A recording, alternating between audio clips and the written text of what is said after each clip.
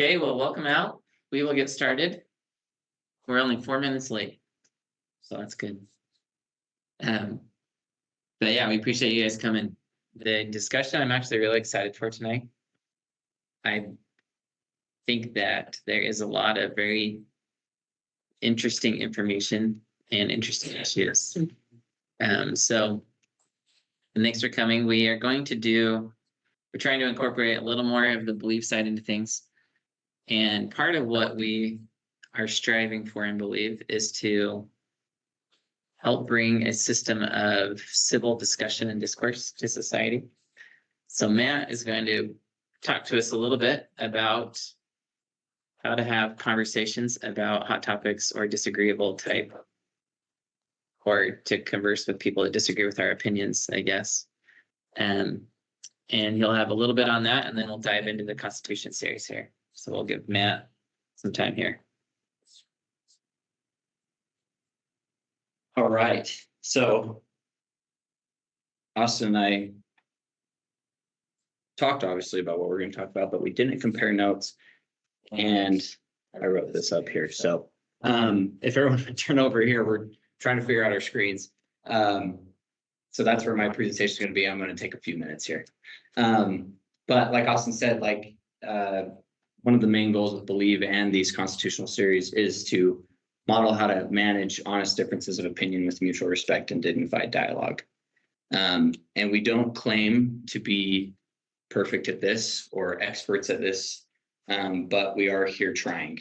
And we're grateful for you being here trying to do the same. And we want to create a community that is willing to try to do this.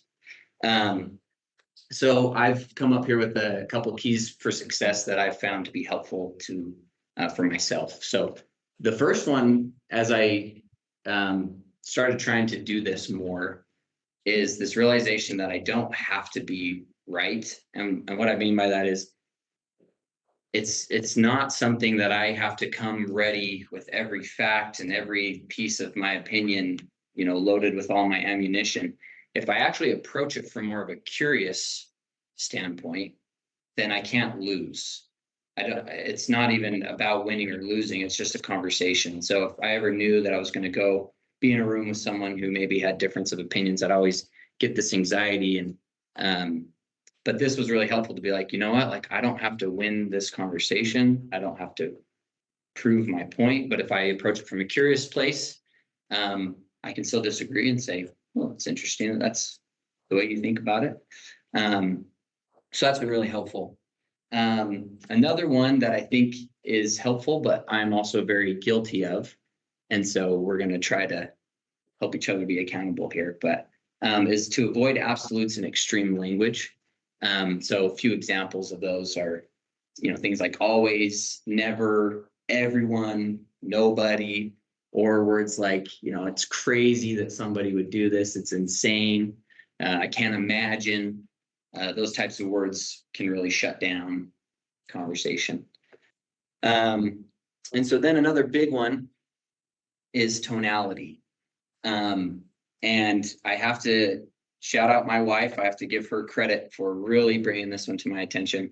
My personality is that of a questioner, where my way of communicating is to always bounce back the first thing that comes to my mind.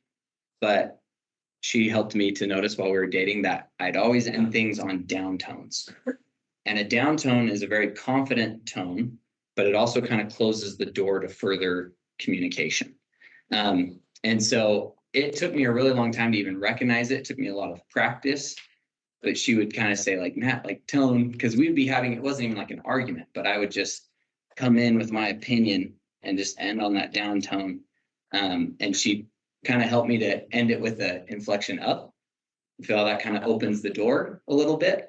Now, if you're ever in sales or studied anything with tonality, upticks, uptones can also come across as confident, insecure, or lack of authority. And so they'll teach you, if you want to have that authority and to be confident, to come in with these down tones. But I think we've got to recognize when those are necessary. And so I just want to reiterate that with conversations that are potentially where views could differ, that our goal isn't to win and silence the other side, but it's to collaborate. And so uptones are good. So even if everybody in this room had the same opinion and we all believe the same things, it's a great chance for us to be able to practice, not using these absolutes and practicing our uptones. We're not on a debate stage. We don't have to have the mic drop, nail in the coffin, silence your opponent type stuff. And so then just the last one that I hope we all will be willing to commit to do is just say to yourself, I am willing to listen to the good intentions of others. And that doesn't mean that you have to agree with what they say, but you can, again, come from it from a curious point of view and to say, I can listen to your good intentions.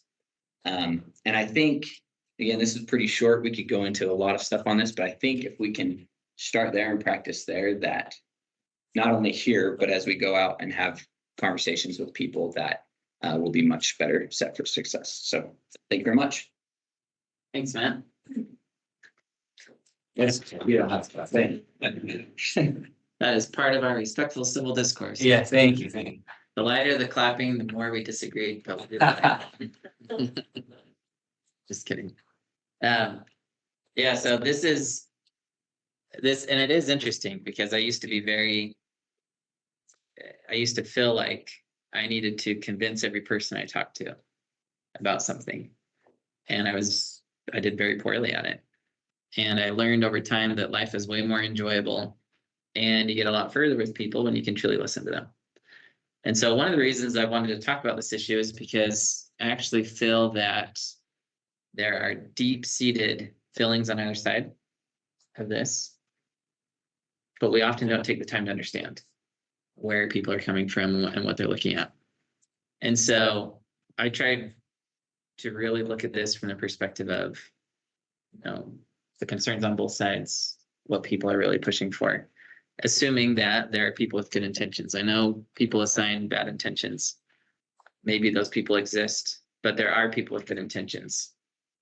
So as we talk about sports, gender, and equality, our rules with the culture of discussions, we love to hear opposing viewpoints, all kinds of viewpoints. We don't do name calling. We don't put people down. And we try not to talk over others, let people finish. If we need to move on from points, if it's just time to, move forward with the discussion, let's just do that.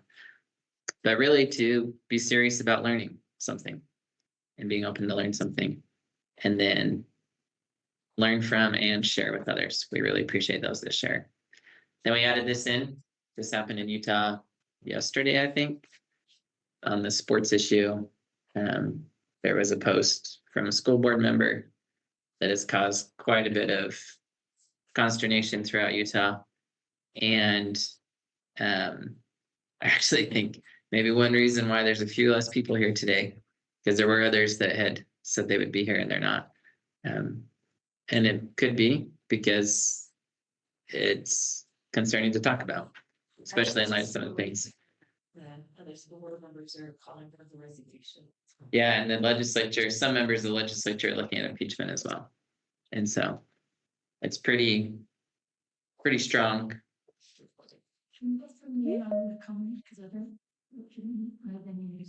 Yeah, so the news, if you don't know, was one of the school board members here had said, let's see,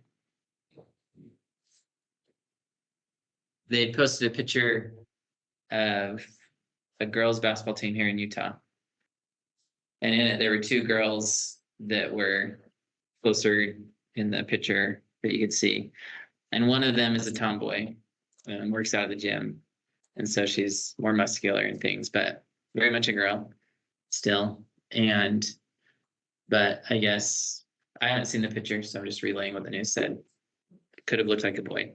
I doubt I'll post it anymore because it's a real person, It is a real person, and I don't think they should post it either, personally.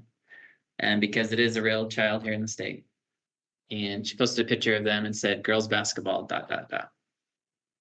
And that turned into quite a few quite a few comments, hate-filled comments, a lot of attacking.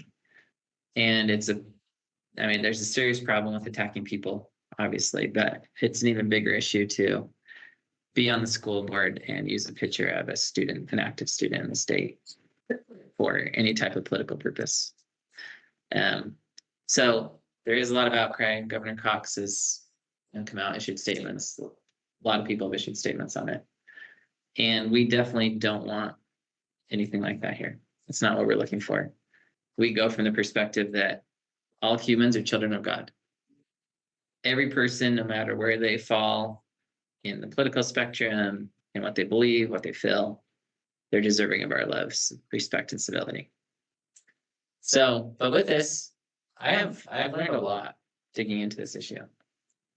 And it's been very fascinating to me to look at the interplay between law, morality, humans, kind of how we work together, and potentially how sometimes we allow ourselves to get pitted against each other when that's not necessary. So we're going to try and go on this journey. We have questions that we'll talk about and discuss. Feel free to jump in at any time. If you're online, you should be able to jump in. I think the sound works this time. So feel free just to jump in if you have something to comment. You can also do the chat feature, and Matt is watching that and can let me know if someone says something in the chat. Why be informed? We always like to have a quote about that. This one says, either America will destroy ignorance or ignorance will destroy the United States. And I strongly believe that ignorance can destroy us because we often make poor choices when we don't understand the issues. And a lot of people can convince us of things that aren't true, get us to do things when we don't really know what's going on. This is our view on government. We'll put it up quickly so you can see it. When we talk about anarchy, that's a state of no law. To get out of anarchy, we need laws. At some point, we reach a state of liberty. But if you go too far, start approaching tyranny where there's laws telling you everything you need to do. My opinion is that in looking at where we're at with sports, gender inequality, I actually believe that one reason we have these issues right now is because law has come a little too far this way and it's not allowing for enough private solution. And we're going to talk about that, but I just wanted to frame that I believe after looking at the issues, we're somewhere here as it relates to our current sports situation. And that to solve the issues, we need to go back and allow more private solutions in this area. You don't have to agree with me at the end of this on that. I'm just fully disclosing where I'm coming from, and you can think of this as we go through this. So when we talk about equality, we're talking about the 14th Amendment. The 14th Amendment, the underlined portion says, no state shall deny to any person within its jurisdiction the equal protection of the laws.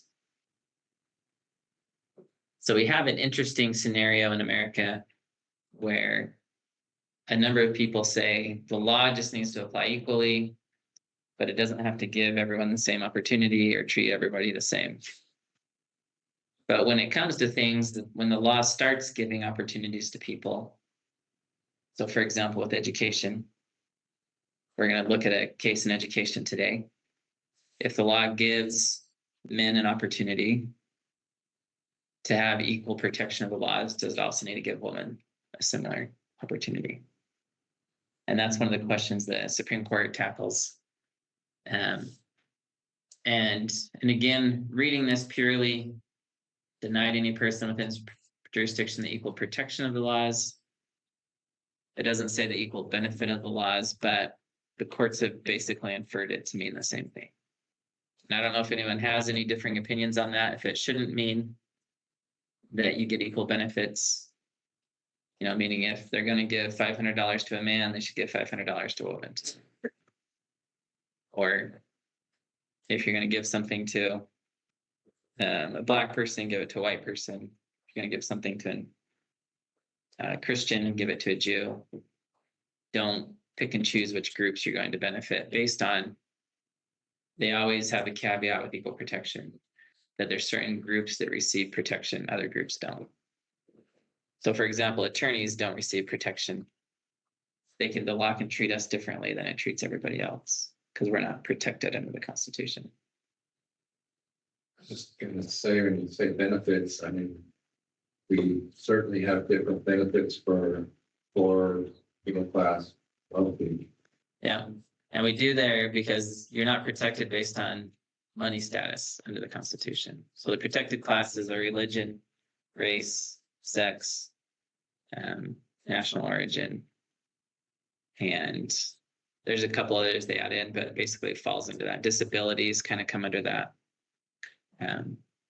But there are classes. So for example, a 15-year-old sues and says, hey, I want a driver's license because you give them to other people. They say, no, you're not a protected class based on age. Age isn't something that's protected. Where are the protected classes listed? It's a good question. They're not.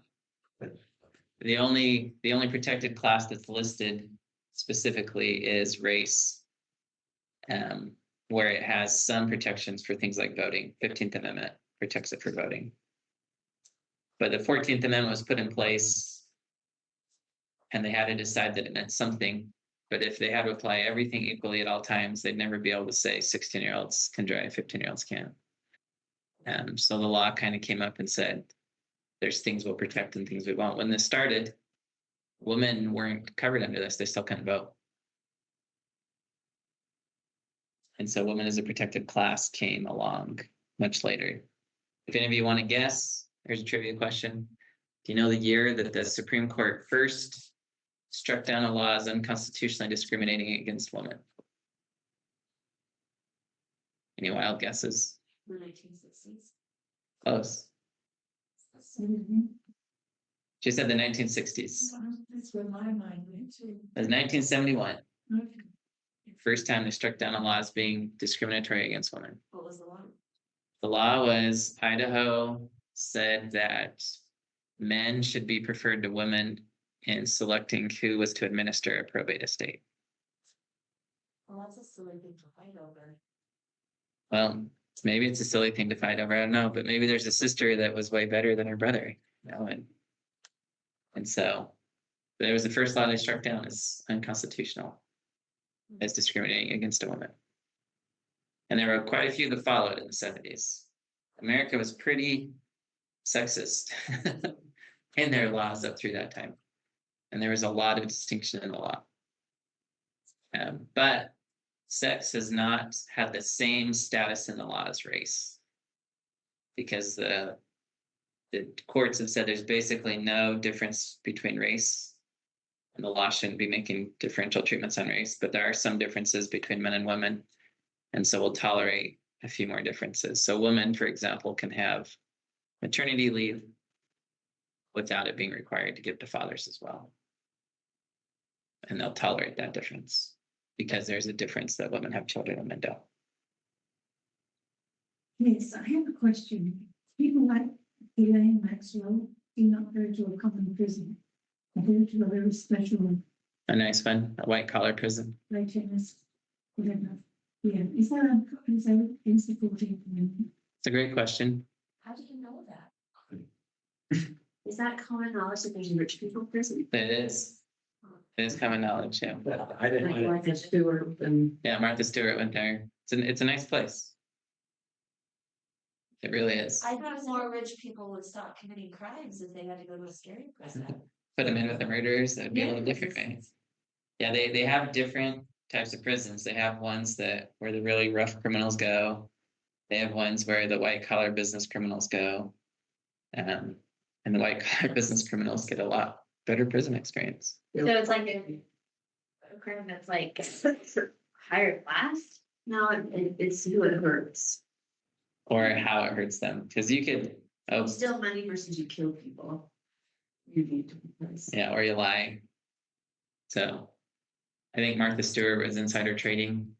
Is that what she went to jail for, if I remember right? Well, Dinesh D'Souza got put in with the regular people. So I don't know who that one is. He got busted when Obama was president for donating money more money to campaign. And you're supposed to. And so, and he got pardoned by Trump, but he got put in a regular prison Mhm. in New York. So apparently, if you really tick the right people off, you'll go to the wrong prison. I don't know. Yeah, it's a real interesting thing because they do ship criminals. You do get assigned to different prisons, and there's a whole class in the prison system. It's a good question, but as a criminal, you don't have a protected class under the 14th Amendment. And so they do allow for difference in treatment. So again, it's a good question. What's protected class? People work to get protected class status as a group because then they get protections under the 14th Amendment. And so in a number of states may expand the protected class side of things as to who gets equal protection.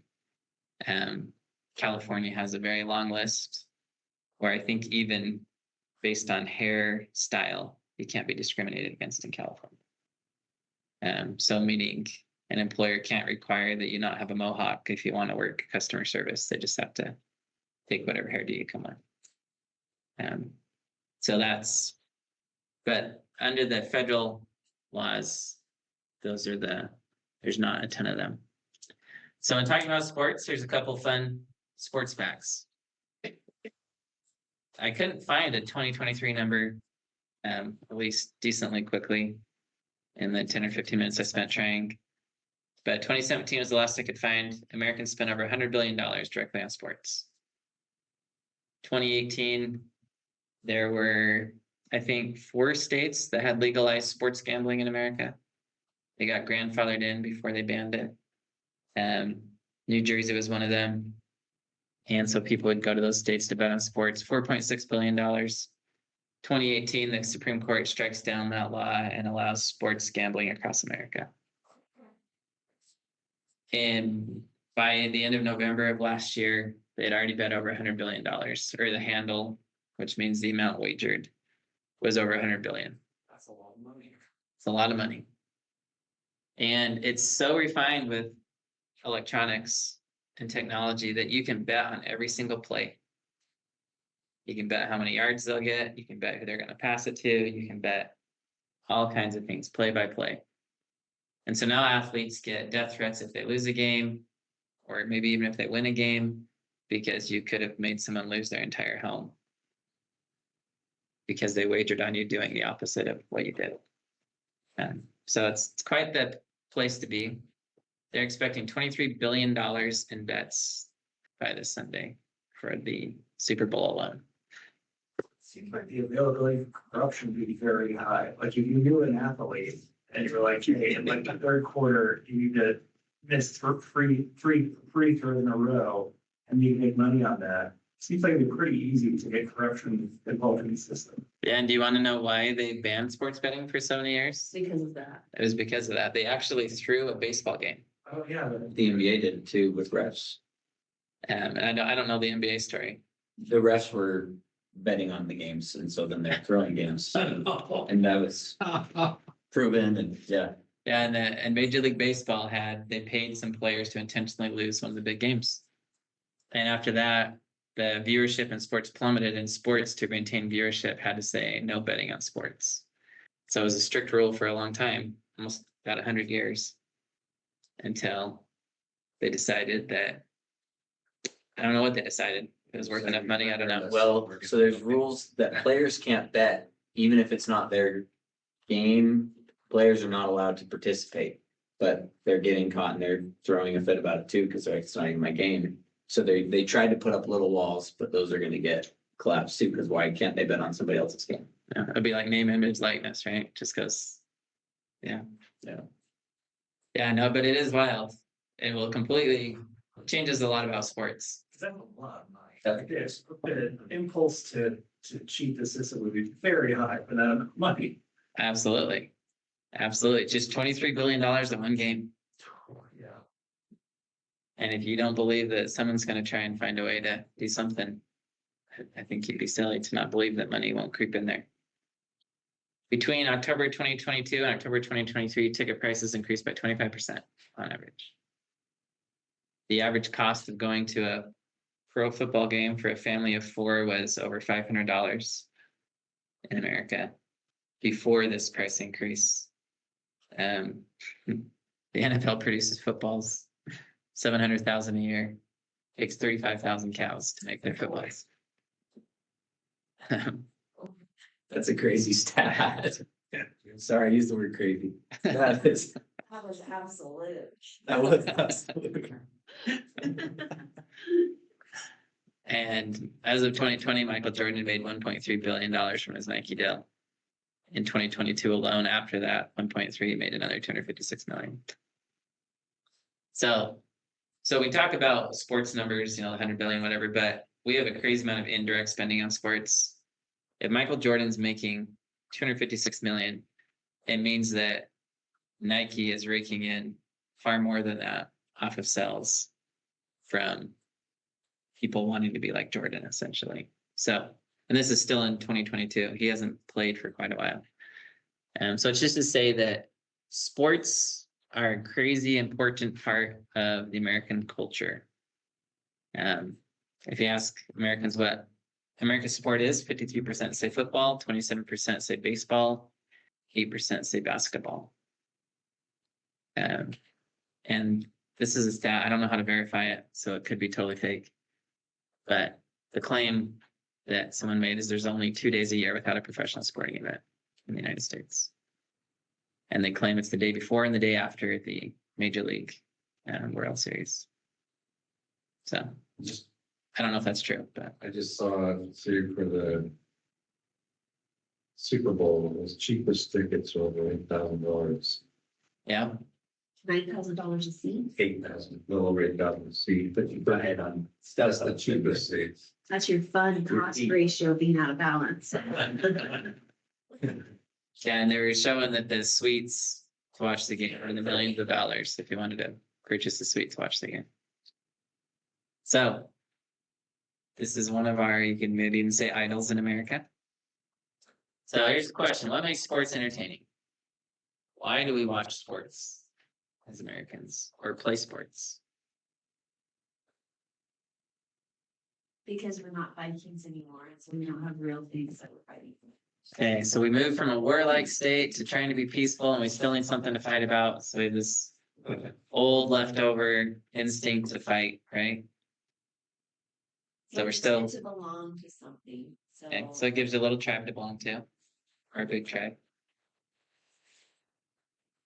I don't do a lot of sports watching, but what makes it entertaining to me is just some remarkable athletic skills. I can't believe that human being do some of those. So you're talking about the watching side of it. Yeah, Because Yeah. going to play, you don't feel that way, probably. when I play, there's no awe there. It's just totally not, the only awe is that he's still standing. So it is really neat to see some of the amazing things that happen. But it also generally means we're watching the world's best, and it's different than watching your kids play junior jazz. That's a whole different side of your entertainment right there. Any other ideas? What is it that makes sports entertaining? Either to participate in, what drives the human to participate in it, to put so much time into it. Yeah, there's a vicarious thrill, right? Like you feel like, oh, I'm a piece of this. What if it was me up there? Like, what if I made that layup? Whatever. Like, Yeah. you feel a part of it more than vicarious, right? Yeah, like a sense of belonging, but also the money, like, the money. It's crazy. There's a crazy amount of money, right? I've often thought, if I could make that much money playing a game, that'd be amazing. And there's a lot of people that think that. And as we look at sports, and we say, why is it valuable in America? Right now, you can go to college and you can make millions of dollars in college playing a sport. And so if you look at parents, you look at children and wanting to participate and get really good, there's a ton of money. You don't even have to make it to the pro level now to make money playing sports. College kids today are paid now.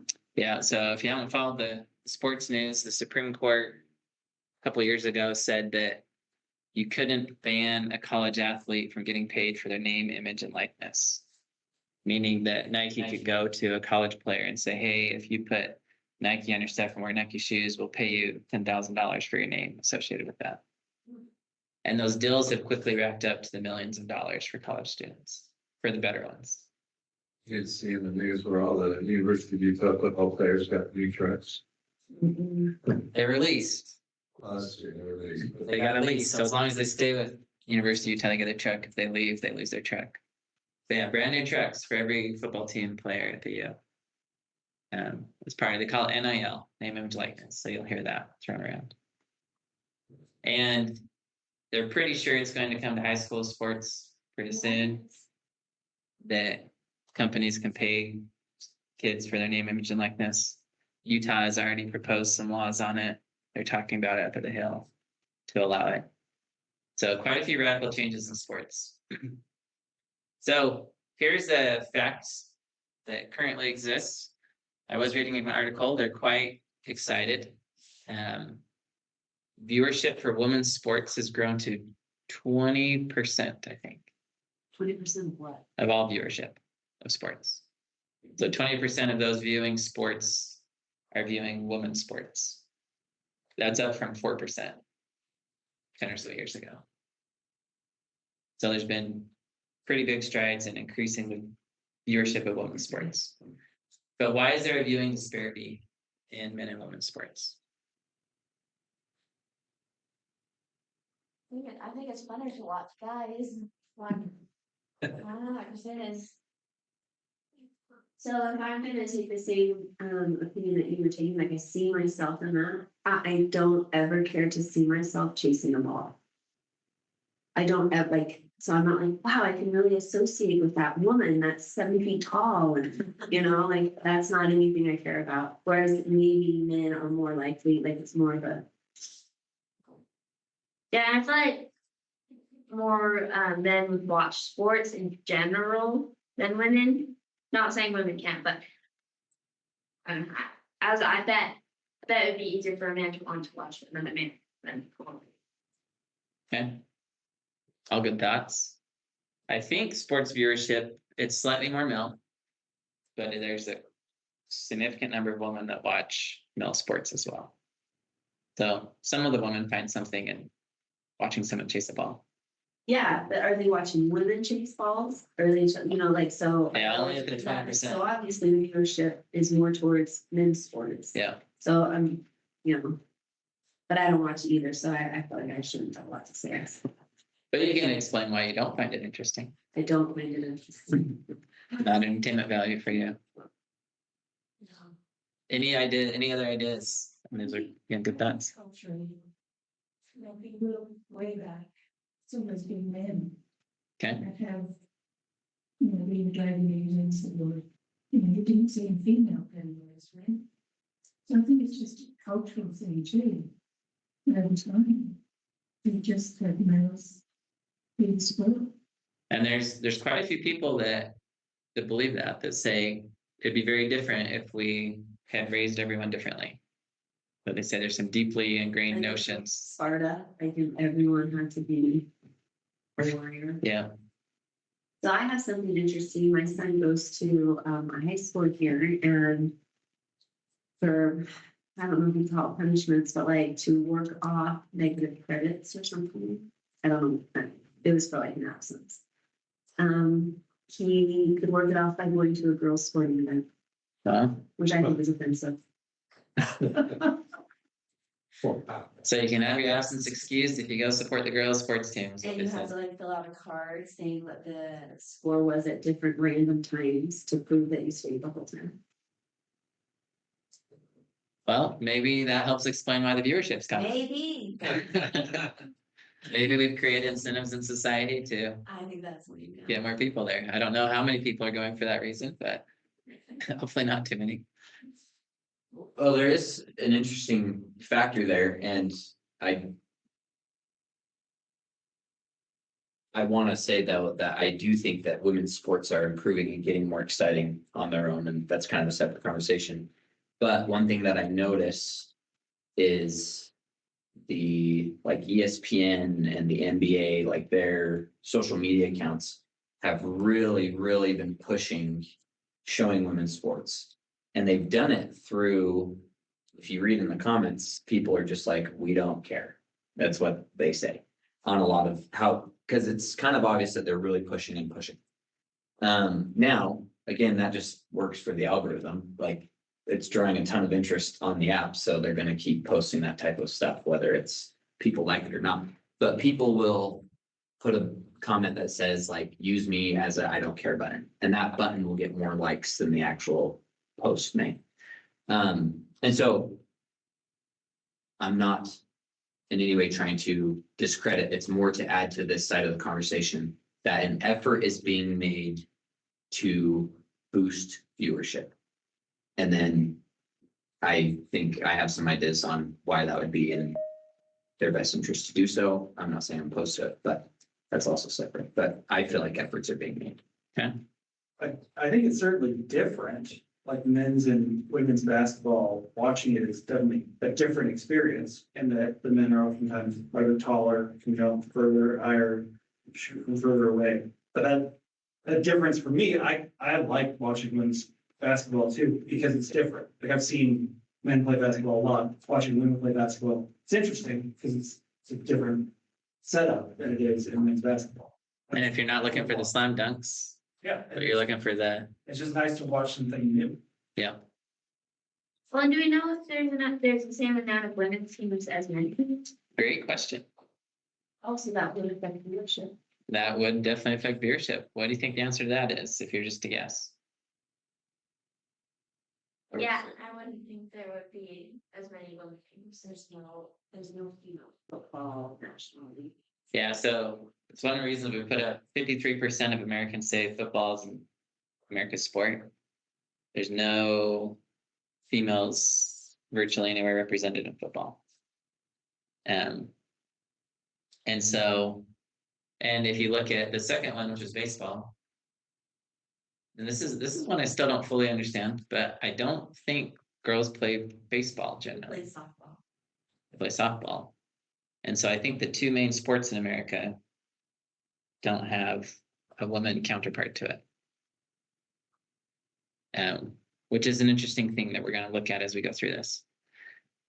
But if you look at something like basketball, soccer, golf, why does society maintain men's sports groups and women's sports groups? Because we're different. Okay. I'm also different than these sports people that are playing. Why don't I get my own league? With that, so that would be a non-pro league.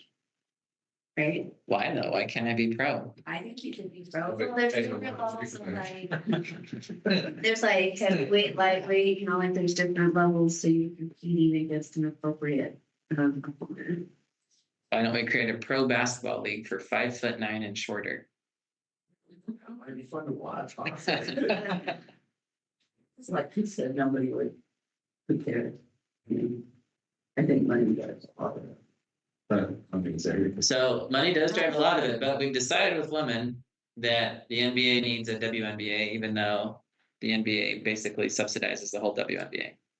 So the WNBA doesn't make its own enough money to run itself. So why do we make that group as opposed to a group for me? Why am I not included in this?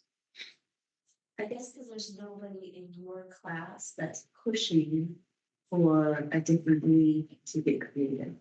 Okay. So maybe we're just too quiet. And you're a minority, you're the actual minority, right? Like if genders split about 50-50, and so it's pretty easy to say like, they're for the grace of a half chromosome go I. I mean, you can say, well. I'm pretty sure I'm only a fourth chromosome away from being a lot taller. In a lot tall. But no, and these are all good points. And Why do you attract advertising? That's the thing. but so again, Advertising has a lot to do with what's going on. it does. Previous to 5 years ago, women weren't attracting advertising either, but we still had the sports. I think a lot of it's what he just said is the two huge groups, men and women. I'm pretty sure there's a large group of 5'9" and shorter. I don't know that we're the minority. You're a subgroup of men, Sure. which makes you smaller than the group of men. Sure. But in the group of men, 98% of us, or whatever the percentage is, don't qualify for whatever those guys are doing. 'Cause they're a lot bigger, faster, stronger. I mean, how many people qualify to be NBA basketball players? It's a very small percentage of the all population. Yeah, so this goes back to the question of what makes sports entertaining. So I think it's looking at the extreme capacity of humanity. Okay. So if I could be in the 5'9" league, then it's not super exciting for me to watch. But if I'm like, oh, this is what, people who do it 8, 10 hours a day, or, like whatever, the pros do, like, wow, that's amazing. Wow, that's amazing. But if I'm just watching people do what I can do, that's not so amazing. And it's just a different career. Like if everyone was trying to be a basketball player and everyone wanted to be that, and that's what they put their career towards, then we wouldn't have an economy we wouldn't have teachers to teach children, we wouldn't have doctors and nurses. So there's gotta be balance of people doing certain things. Yeah, and that's a good point. If we gave everyone a chance, we would have nothing, right? We could all be playing basketball. We could all make millions in our pro leagues, we'd all be playing basketball. And about 65 and older, they It might, But then we could have the geriatric league too. it might be because gender appears transparent to us as a difference, like we view it very readily in a way we don't a lot of other things. And so you might not be tall enough to be an NBA player, but that's not a salient part of the way we experience our lives. It's like, oh, okay, it's kind of too short to be an NBA player, whatever. No, too bad for you. No one feels bad for me on that. It's but there's a big difference between that and it being, transparently obvious. These people aren't going to have a huge influx of testosterone. Their bones are not going to stretch out to the level that would make it possible for them to play against, the tallest, most muscular people in the world. So obviously, there's a difference there. And if we want these women to be able to participate, they're going to have to be in a space on their own, which is not to say that you shouldn't necessarily have a league for yourself, but it's just so transparently obvious because gender is so ingrained in the way we experience life. Yeah, and it is, and I like what you're saying, and also combined with what Misty's saying over here, we have this place of sports when we're watching it anyways, is kind of this thing of reviewing the most amazing thing that the human can do. And I think in part, when we talk about gender divides and roles, we are also looking at this notion of recognizing the worth of the main subgroups in society, male, female, to say, we want to celebrate too the amazing things that women can do when they're pushed to it. And also I think we recognize there's value to participating in sports. And I think that society tried to say, oh, let's create some easy ways to divide people up. Boys, you go over here, you're all 10. Girls, you go over here, you're all 10.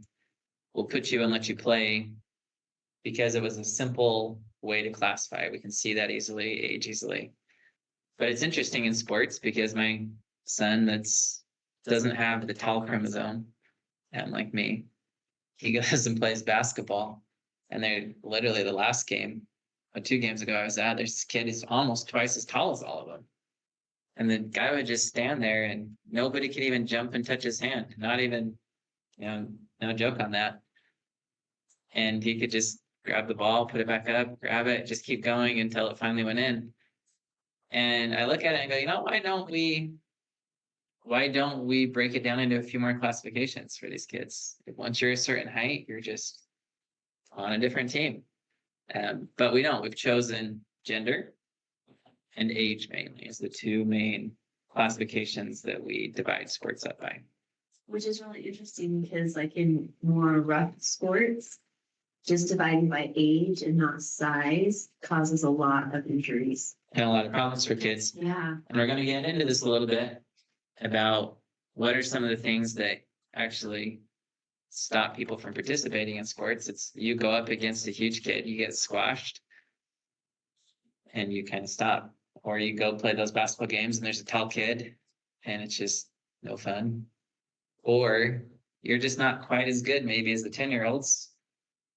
You just haven't played as much, or you're still lumped in with them. They run circles around you. But if you could have been placed with a team where you were at more of their skill level, it'd be more fun. So these are some of the things to keep in mind as we go through this, because this is one reason why I said I think we're maybe on this side of the spectrum a little bit, because our law has actually started to embrace the classification systems we've created. And maybe they're not the best classification systems. Maybe there's better ways to classify it. And if the law pulls back a little, we may be able to actually do better with sports than the law has come. Because what happened with the law is the law came in and said, oh, you need to provide women's teams in response to the men's teams that exist. And so then we create all the women's teams on the college campuses. And even for men and women's sports, almost all of them are funded by football on a college campus. Football makes money for these schools. Basketball at some schools maybe makes money for a few of them. But all the other sports are just pulling from the basketball or the football revenue. Men and women again. And women haven't worked into a football side of sports yet. There's some efforts there to try, but it hasn't happened. So moving on to gender, and we'll circle back to sports, but we're going to try and tie these three things together. We know that women haven't always been treated the best in America. 1834 was the first college in America to admit women. So America's been a country for over 50 years at this point.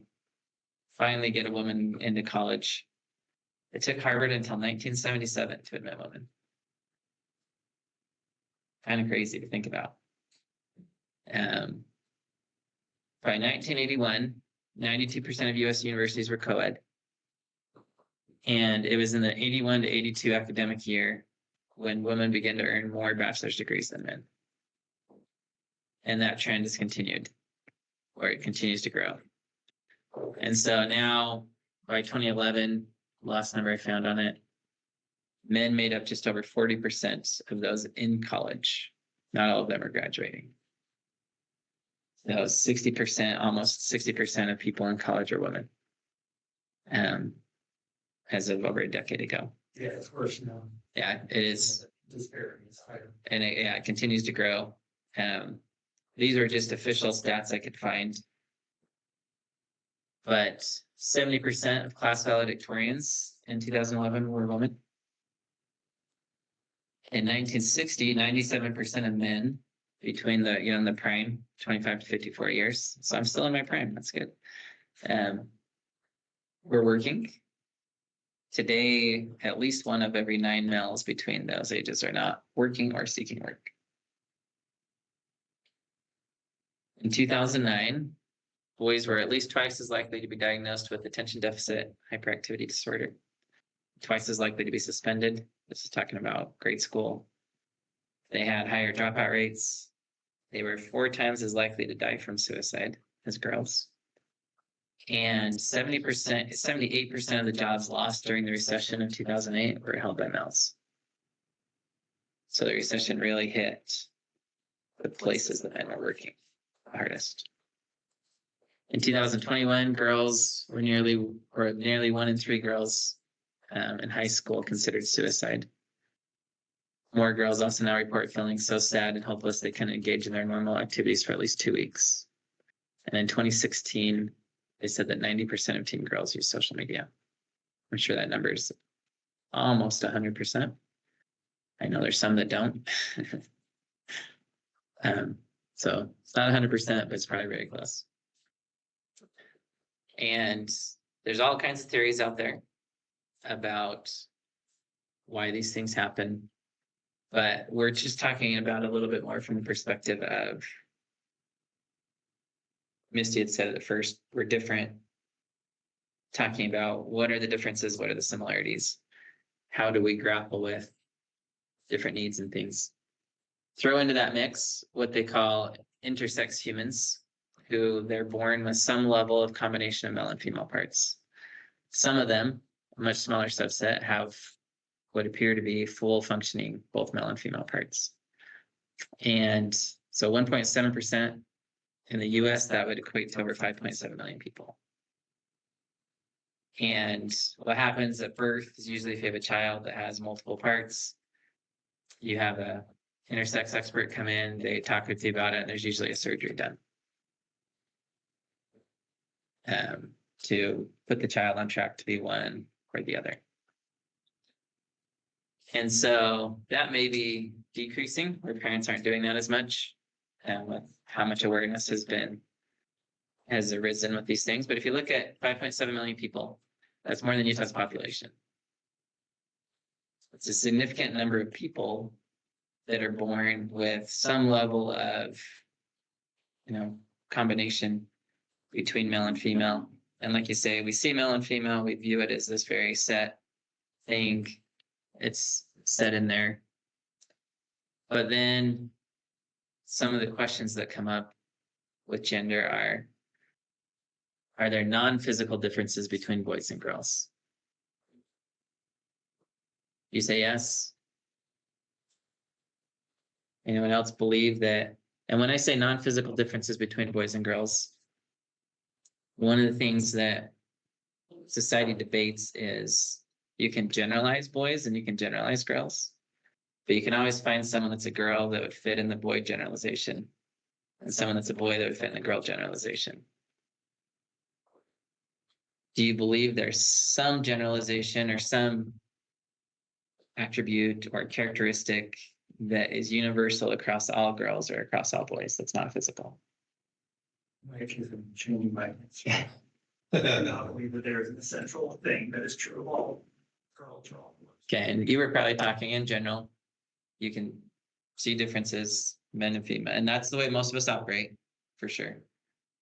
But when it gets down to defining it, I'm trying to say what makes us male, what makes us female, besides physical attributes. Well, I wonder about the terminology we're using, because my understanding is gender is more like personality characteristics, whereas sex is your physical attributes. Yes, society, a lot of people in society believe that. Not everyone believes that. Some people believe that gender and sex go hand in hand and the two aren't different. A lot of society teaches gender is more what you feel inside. But we're just asking, because there was a video done, it was done by a conservative person that didn't believe in, that boys could be girls and things. And he was walking around asking people to define what a woman is. And they were making fun of people that couldn't define it. They were on a liberal campus. But I looked at it and I said, well, can I define what a woman is without using a body? Is there something that's not physical in nature that defines male or female? So that's what I'm saying, like, so for the gender, to me, when I think of gender, I think of going to a toy store and there's like a girl gender aisle generically, but then like boys can get toys out there, but a female, it doesn't change. Well, but even then, so then are you saying that the only thing that doesn't change is the physical side? The chromosomes don't change. Okay, Because you can have surgery on anything you want, but you can't change your DNA. okay. Well, a lot of science disagrees with that. Oh, wow. There's a lot of DNA changing going on in our society today. But in general, we've held DNA to be an immutable thing. But there's a lot of work, even natural herb people have herbs they give you, and they say it changes your DNA with herbs. I don't think that's science. Oh, these are companies that Yeah. they're doing research on it. They're creating products. There's a lot of medicine out there whose goal is to change your DNA. To change your DNA, like change how your do you DNA. change someone's DNA. They've got Like the Spider-Man? they've got the CRISPR machine, I think they call it. Is that what it's called? They Put in can a CRISPR and then you come out with something else. it's an acronym for something, but they can cut your DNA out and insert new DNA in, and it changes your whole DNA. They can grow a human ear on the back of a mouse by changing the DNA. But why do you want to change your DNA? Well, let's say you have cancer. Let's say though that you have cancer, or you were born without an arm. And if you could change your DNA, you could regrow your arm. I don't think that's changing your DNA. That's Why not? because it'd still be your DNA, you're just growing something. It's still your, like, with your arm, if you tested it, it would still be your own DNA. But your DNA before didn't tell it to grow that. There was something wrong with it. So you change that to then grow an arm. Oh, so I would not, I don't consider that changing. I think that's just, Enhancing. yeah, well, I've seen it pretty hairy. yeah, so to So me, what if, so but what like- if I could like, go in and change my hair the, color, uh, my eye color? what do I say? It's like, well, the two, like you're born with both genders. To me, that's just a birth defect. It's like having a heart birth defect, or, you know, like some kids are born without an arm. Like that's just a birth defect. I think if you actually look at the chromosomes though, they can be ambiguous itself, so. The chromosomes can be. The Y will sometimes be, you know, that the extra X is a third the length or half the length, and so some of the proteins get put out, some of them don't. And so I think there is just genuine more ambiguity in a lot of things than it being like, you get it or you don't get it. But even with that, I think you'd be interested in looking at where they're at with DNA. Because they are literally looking at changing your DNA So you're saying like. and rewriting it. Male, wanted to be able to grow a uterus. Mm-hmm. They're looking at doing stuff like that. With changing his DNA. Yeah. It's supposed to be done now, it is. The total fits already 600,000 humans. Androgynous. Yeah, so there are places that report different, experimentation. China's been accused of some things. And I guess Israel's been accused of some things. What? What are you saying? Created, lab created humans, so to speak, who are androgynous. And they don't need to copulate. It's just going to come out of the male body that is conscious. Yeah, so these are, if you go and look at the claims against some of the countries, for example, China right now, one of the claims is that they're experimenting with ways to enhance human ability and endurance. And they are trying to manufacture a new breed of soldier. And that's it. That's just an open thing that they're experimenting with. It's a very new world. Brave new world here. So with this, when we're talking about non-physical differences, because again, if you go to the question of, well, we have girls' sports.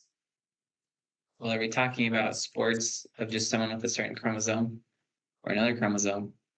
Or is there something inside us that says, besides my body, besides my physical body, I'm male? Or is it purely a feeling? I don't understand your question. So to be very clear, if you're religious in nature and believe in a spirit, is your spirit male or female? That's one way to phrase it. Is there something inside you that's also male or female besides just your body? Yes. So you would say yes to that. Let's say no. Okay. I think everything I know about gender for me is the dance between culture and biology. And so I don't think there's a way I can conceive of maleness in the absence of the acculturation I've accumulated over time. Okay. So from a spiritual perspective, do you view spirits as being male or female? I think spirit and body are integrated. I think both things tie together and flow into the larger universe. So if there is no body though, like a death, does it lose its maleness or femaleness at that point? In your mind? I don't think it had maleness or femaleness in some existential larger sense. It's just simply the fact that I'm trying to reproduce and it's more effective if I do it one way rather than another. Okay. So you're viewing biology as contributing a large part and then the culture added in to say, Well, we've created norms around I've this. experienced gender is largely culture. So I think a lot of the ways in which I demonstrate my maleness is because the culture tells me how to do that. Yeah. And culture is a big part of it. And it's one of the things that we're really digging into with this type of thing is to say, what does it really mean to be male or female? It's one of the big questions in our culture right now. And even on the body types, I read a lot of people push and say females only have weaker bodies because they were put into different roles. And over a time of evolution, they developed a different body type, men developed a different one. But there's a lot of people that believe if we start to move back, that the bodies will change and become more equal. I don't know how we prove that or don't prove that. I'm just sharing a belief. Sorry. Okay, so that's a good question. Why would we want to be equal? And that's one of the questions here. Are there any societal roles that should be reserved solely for men or women? Are we better off equal? Are we better off saying we actually have roles? And Daphne's saying, why would we want to be equal? Why would I want to be a man? Didn't sound fun. Well, why would we all want to be the same and all have the same body? Yeah, it's a great question. What's the value and difference in having differences? I think I like equality in a lot of ways because it gives me the opportunity to feel freedom in things. And so like I'm married to a woman who doesn't have a lot of experience taking care of kids, but I've got lots and lots of siblings. So I have a lot of experience taking care of kids. And if she was just in charge of taking care of kids, I would feel kind of worried because she doesn't have enough experience to be good at it. And I'm pretty good at it. And so I felt like she was the only one who could be mothering and nurturing, it might be a problem, but I have the freedom to do it. So I can step into whatever position works best for me and works best for her in her circumstance. So I like the freedom that comes from not being stuck into one goal or another. And that is something that we've seen. There are men that don't like their role in a traditional sense and women that didn't like their role in a traditional sense, and they felt stuck. And so again, it's one of these questions of, well, if we're the law and we're going to say what people have to do we stick them into a role and say you have to stay there just because that's your chromosome? Or do we say, there's actually guys that are really good at this, and girls that are really good at this, and we need to give people the freedom to decide and do for themselves? So by societal roles, you mean like, legislation limits what people can do, or societal roles like able to be a fireman? Yeah, either. So we'll talk about it with the draft. So I want people that know how to do their job and are capable of doing their job. So like if her body type was gonna save me from a fire, no way. I would want a big hulking strong man to come get me out of burning building. Okay. You know, so like I've heard when they changed requirements for being in the military, it's like, well, that female's gonna take a spot on the helicopter, but she's not gonna be able to carry the things, she's not gonna be able to do the things, but we'll have to all pick up the slack that her body doesn't allow her to do because they changed the requirement, the minimum expectations. Okay. Like, I don't want that kind of stuff. I don't want a doctor that can't do the, you know, I don't care if you're a man or a woman, I want you to be capable of the role you're in. So you're a fan of having set expectations, and even if most women or all women can't do it, say we're better off if we just reserve this for the people strong enough, fast enough. If that's what the, If it's that's what we're necessary. taught, like, if that's what, yeah, I would rather have the strongest, fastest. And I did grow up with a fireman. He lived in my ward. He was a big, big man. And when they started allowing women to be firefighters, he said, I'm deeply concerned. He says, there's not a woman in this world I know that can carry me out of a burning building. That's what I think of. And as the firefighters, you have each other's back. You know, if something happens, you want to be saved. And he goes, I'm lucky enough and I remember even as a kid, I was going, well, I don't know a lot of guys that can carry you out of a burning building. You're a big dude. But to your point, there are these interesting questions that arise of, but then you also look at it and say, I don't know the answer to this. I haven't heard news stories of someone dying in a fire because a woman couldn't carry them out. I don't think that story would ever come to light if that was the case. Okay, so you wouldn't trust that story would come out. I would not trust that story. Okay. Just like I won't trust the story of a black policeman shooting a white man and it wasn't the right choice. I won't trust that story to come out either. Okay, it's actually interesting. There are a lot of those stories that come out. And you can find them if you look for them, but they Well, don't. so they are They don't share on fragments. national headlines and we don't riot because of them. Yep. And I honestly don't think. Yeah, I think in general, we don't care as much as white I don't people. think it would make the person putting it out popular anyway. For sure, but this also goes back a little bit too. Is it us that creates the news or the news that creates the news? Because if no one's clicking on it, it's not going to go anywhere. And some of these stories we don't care about as much. You know, when it comes to, we're talking about firemen, army, whatever. If you become a fireman, there's certain tests you have to pass. Back in my younger days, I thought I wanted to be a fireman, and I would tests and whatever. And if you change those tests depending on your sex, then it's not right.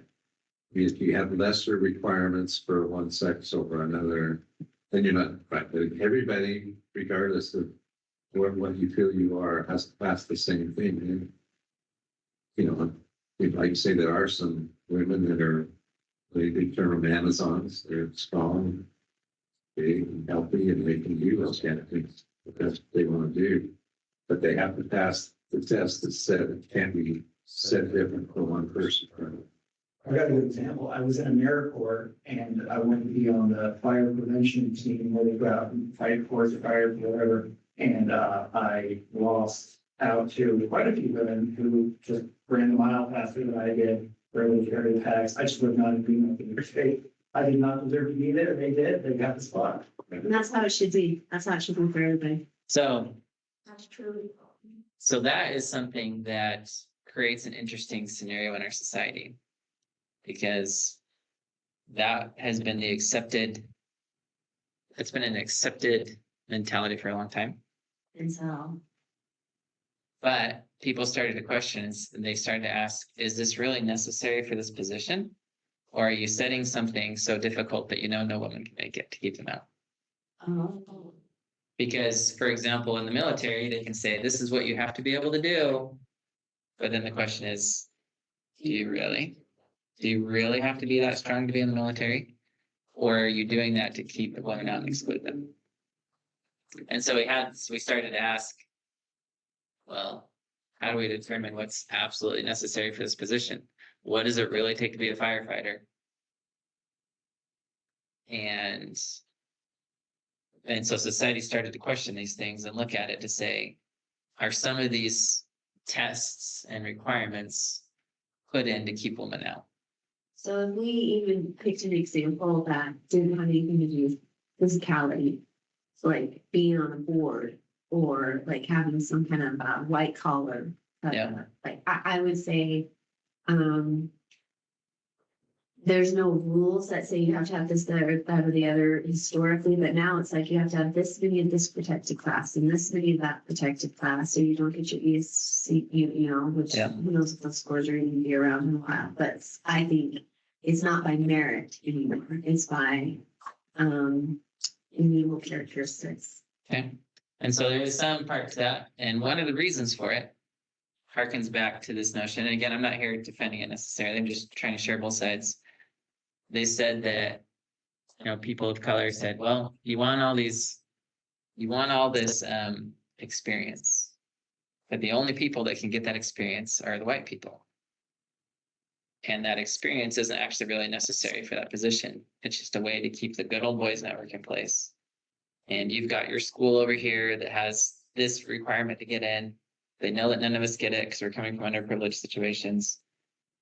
And so they've been challenging it in the intellectual space, business space as well, saying, when you go in and say, oh, you need 40 years experience in a company, that cuts out every mom that stayed home with some kids.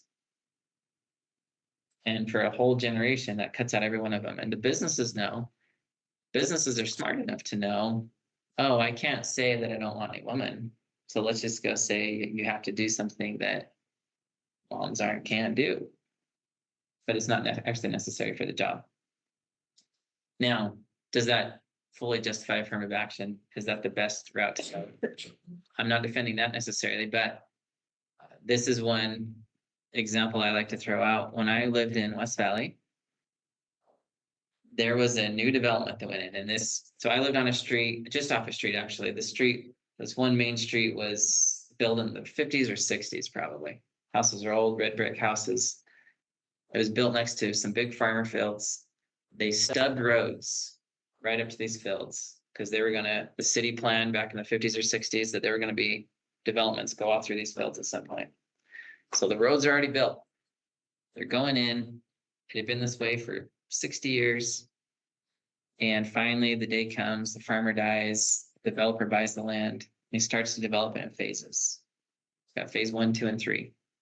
First phase, the city connects it to the street as planned. They connected to 2 of them. They build the phase that goes in. The city has them stub a road over here in the new development that's going to go to the 3rd phase. And these 2 stubs are going to meet. And then West Valley City reaches a point where it's announced that it's majority Latino now. Whites are now in the minority in West Valley. And suddenly the city council changes and says, we're not approving any new homes in this city unless there's a minimum square footage.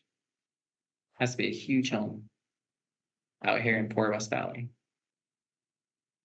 And when the developer came in for the 3rd phase, they said, we're not going to approve it as planned.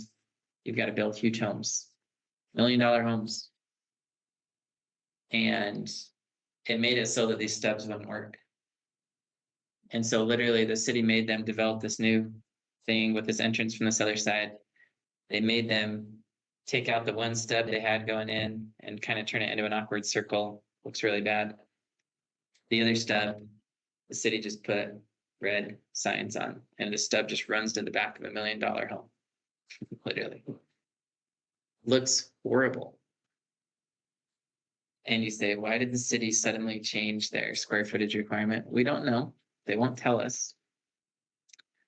But you see cities around the country and zoning laws and these things, they've come up with ways to weed out certain groups or populations.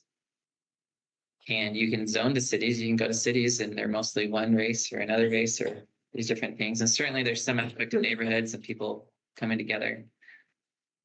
But people find ways to say this group is not at this level, we'll put in this requirement. It's a fake requirement. And so society is challenging these notions of these requirements, and affirmative actions trying to push back to say, no, there's a woman experienced enough to be on your board. Put them there. I don't care if they don't have 4 years experience because they still have some kids, they're still qualified to be there. Now, again, I'm not saying that's the appropriate solution to that problem. But it is one that as a society we face. And for example, I'll just share one experience of me facing it. It's one I laugh about. I'm not offended by it, but I interviewed at a big firm in Detroit, Michigan. And there were 2 attorneys that had the job of taking me to lunch and finding out if I was a member of the Church of Jesus Christ of Latter-day Saints or not, because I was from Utah. And they did not want to hire me if I was a member of that church. And so How they squeeze that out of you? they didn't. I played it so well, they had to ask me straight up at the end of lunch. But I was there and they did everything in their power to get me to say it voluntarily. They'd say, oh, Austin, I heard that Utah's full of members of the Church of Jesus. You know, they call them Mormons, full of Mormons. Yeah, there's a lot of them there. Why is there so many? Because we settled the land. I didn't say we. I said, well, these pioneers came across, settled there. Well, does everyone out there practice polygamy? Like question after question. And I just responded kind of like an encyclopedia. Never say we. I knew what they were fishing for. And finally at the end, the one says, he goes, why don't we order a drink?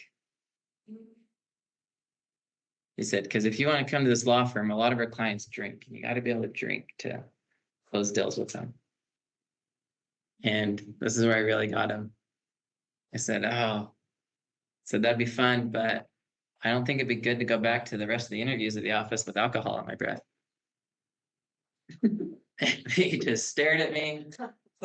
And finally, the one lady just goes, "Are you a Mormon?" And at that point, I said yes. And I didn't get the job. And I reported to their people. I said, "Hey, look, guys," I said, "I have no problem if you don't want to hire a Mormon."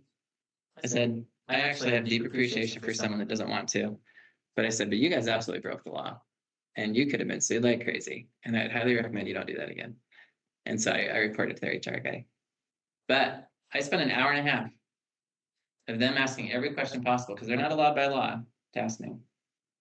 But they threw everything out in their power trying to get me to say that I was. So they could say no. So again, it's to say, as a society, we come up with kind of pretend rules, pretend expectations, and then say it's a requirement. And then we get upset, like, oh, they lowered the requirements. Well, if we're truly lowering requirements, that's a problem. But we end up, at these interesting places. So this is an interesting question of, is it possible that parents select wrong when addressing intersex issues at birth? Could you modify the wrong part on the child? And could you then leave a child that feels a certain way? And again, this then goes to the question of, is there something besides just the physical parts you have? Is there something in us besides that? Some people who believe in the spirit believe in a male spirit or a female spirit. I respect that not everyone does. But for those that do, I've heard some people say that God doesn't make mistakes. Now, I agree with that. But we're in a world where there's a lot going on. There's a lot of issues. And God is allowing certain things to take place. And so you don't have to answer this question if you don't want to, but if you believe that a spirit is male or female, is it possible that that ends up in the wrong body?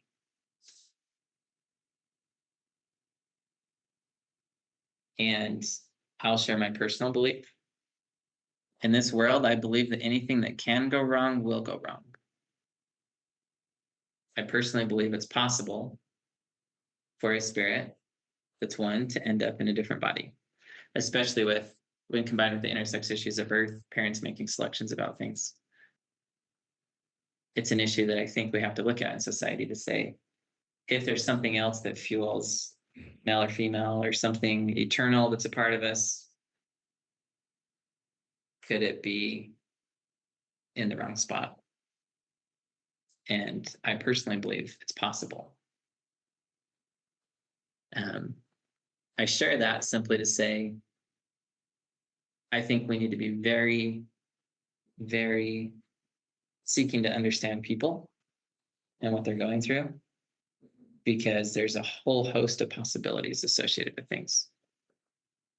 And this is one that, again, I look at from a very interesting perspective. From an equality perspective, it gets very difficult because now the more groups we break into, the harder things become sometimes. And so the law is kind of protected and said, we have these groups. But now these notions are being greatly challenged. The more we talk, the more we interact with people, the more we learn. There's a lot being challenged here. And so I used to work in mental health, and so it's not the only profession, but go deep into, human experience.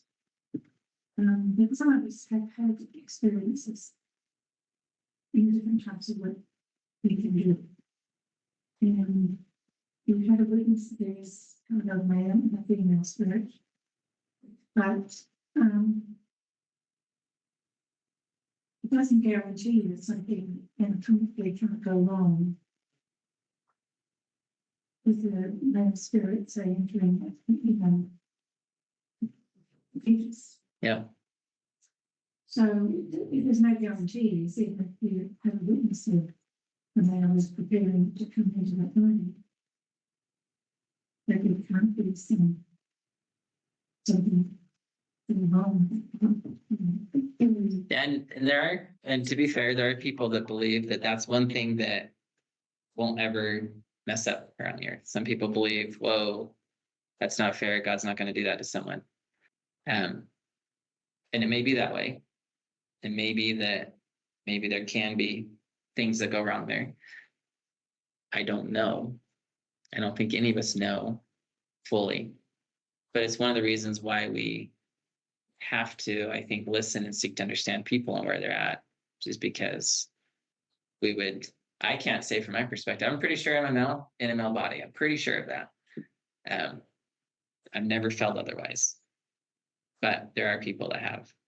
Yeah, I mean, it makes a lot of sense to me that hormones and the dance of biology is really difficult. There's a lot of things that sequence and there's a lot of things that are happening and introductions of, artificial hormones, whatever, all kinds of things are happening in such a delicate way that it is impossible that everything fits perfectly every single time. That's not going to happen. Not on this earth, right? Everyone has weirdnesses within them hormonally, and it's not a binary doesn't even make sense in a world where there are so many interlocking processes. I mean, like the idea of just one thing and the other, from my perspective, it does not capture the diversity of what biology would imply. Yeah.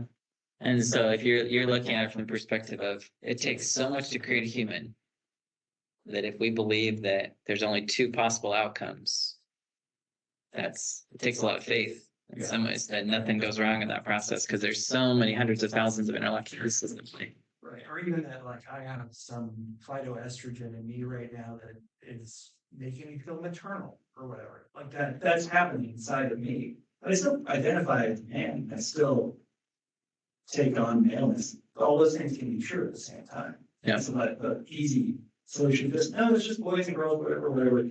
It just feels too easy to me. Doesn't challenge my preconceptions in any way.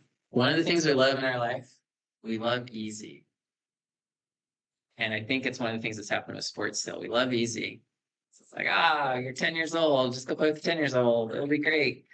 When in reality, we're actually doing a lot of harm to our children, sending them to compete with kids that they're not ready to compete with. That because we accept these easy classifications, we get into these issues now. Now we get into equality. This case, Virginia Military Institute. Have any of you heard of VMI? Yeah. I've only heard of it because of this lawsuit. They claim it's really prestigious. So apparently I don't know the prestigious schools, but they founded in 1839, they're male only. They train students for leadership in military or civilian life, but they use an adversarial model, they call it. They essentially beat you up for 7 months, yell at you, treat you like you're in boot camp, and then assign you this mentor, and it turns from you getting treated like a rat and abused to coming out, I don't know, better because of it. And so it's a very, very, very difficult and grueling process to be part of the school.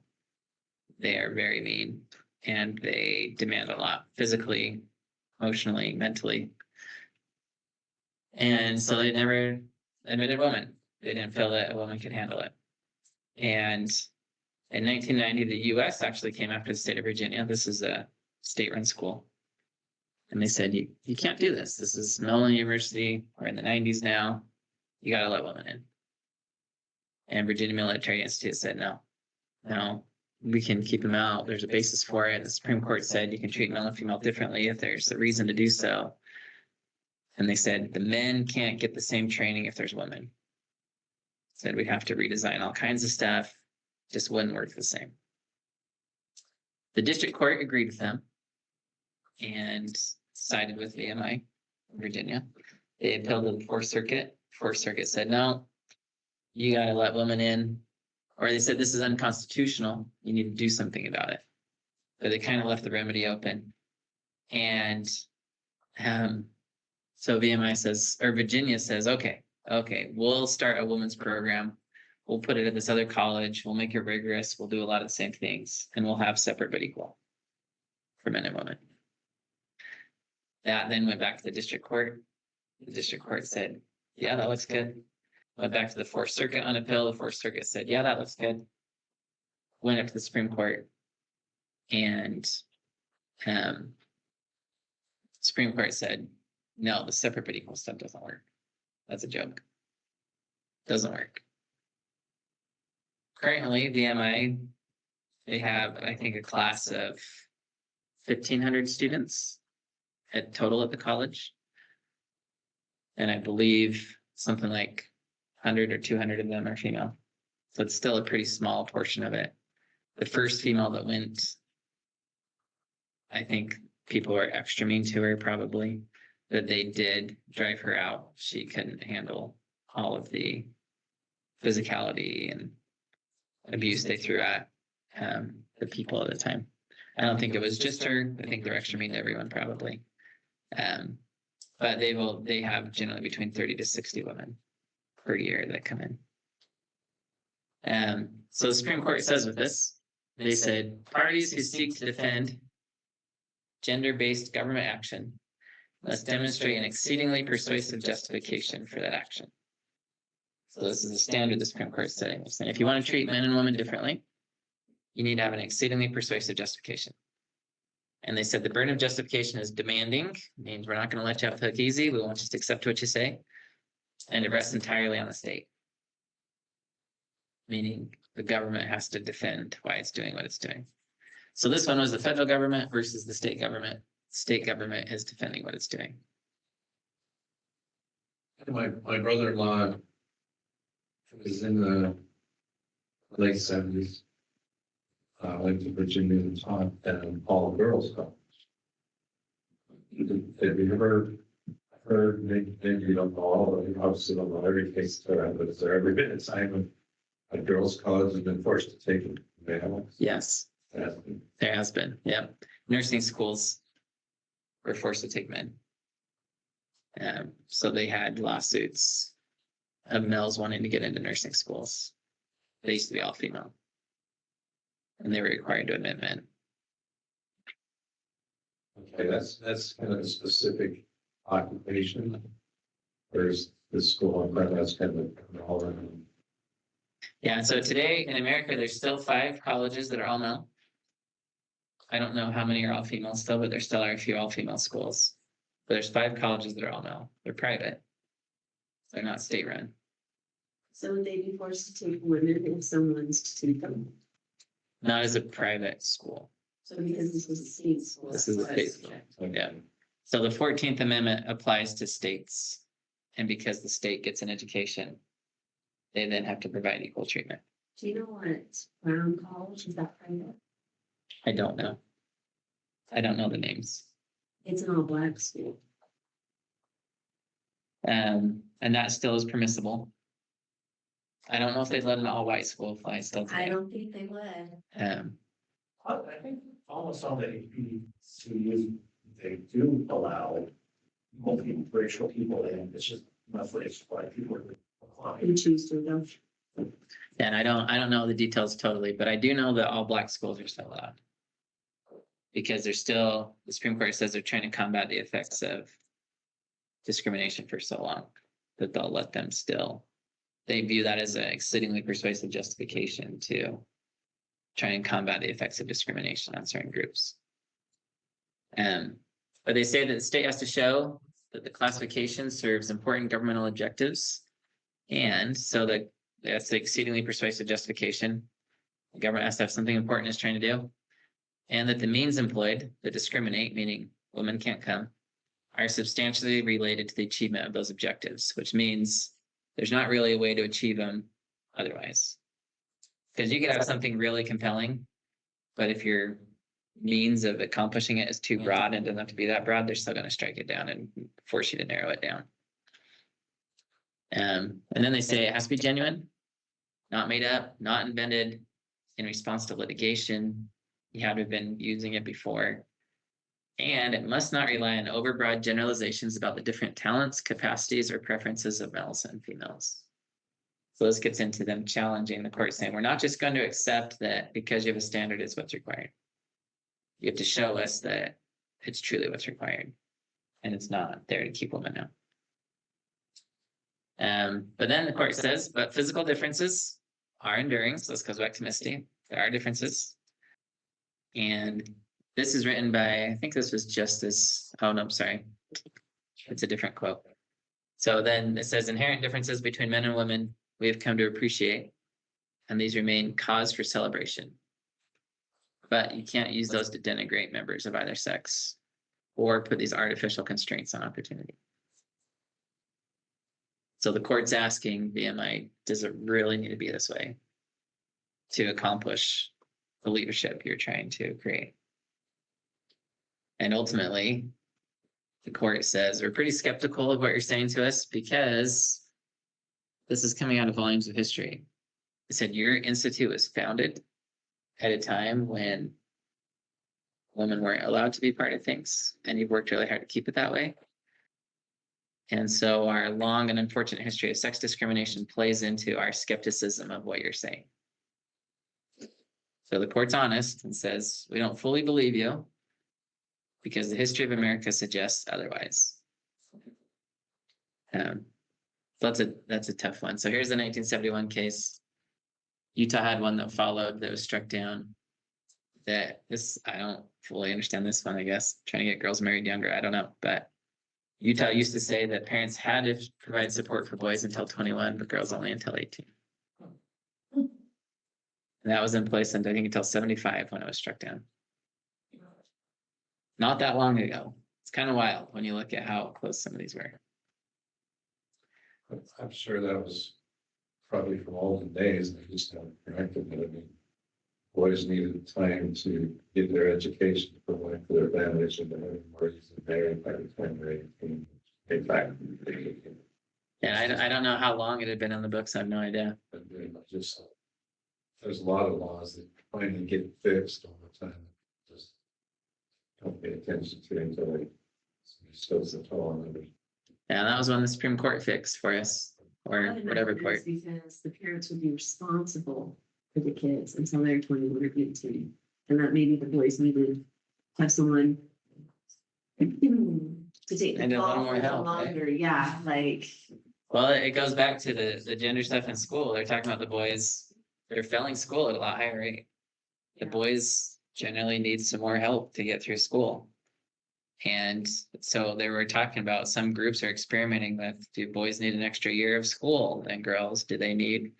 And then now again, we're going back to this place of, we like to believe we're equal, but now we're coming back to, oh, we're not.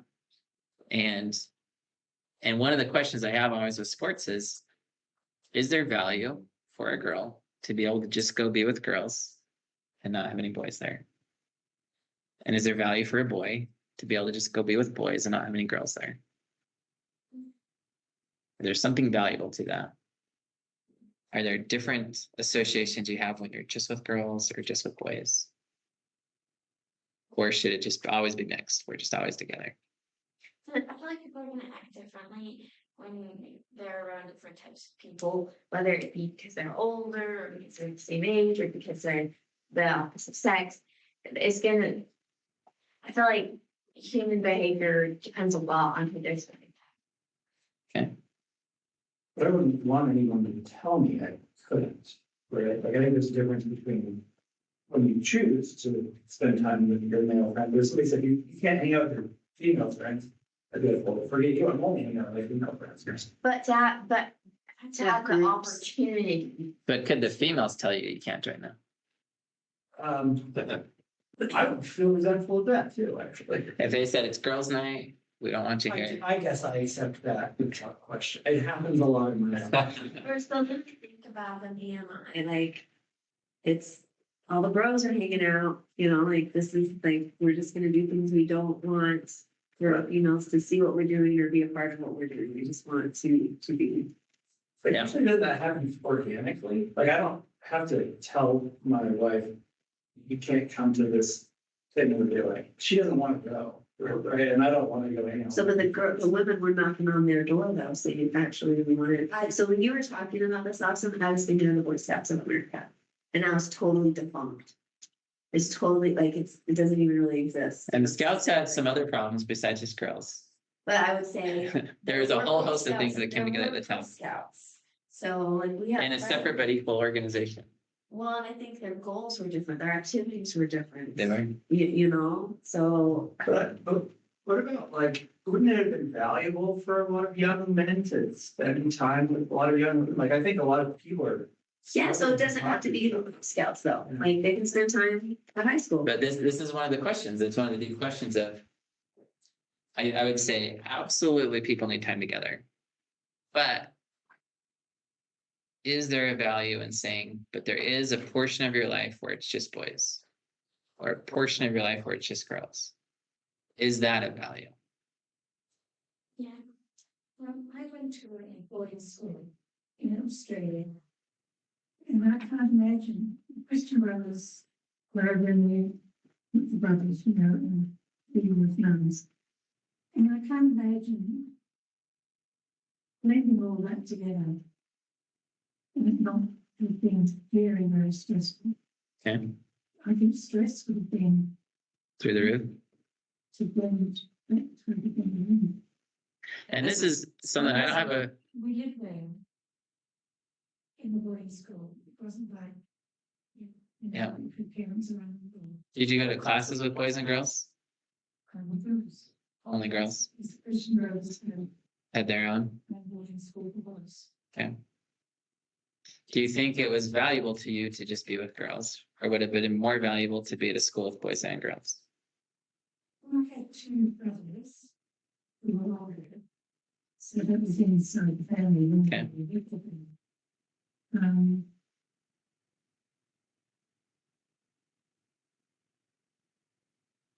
No, I think it was the other way it was. Okay, Because it was safer, you know. Does it make sense? yeah, so it provides some level of security for you. You kind of know what to expect. You don't have to deal with boys that may be interested in other things that they shouldn't be.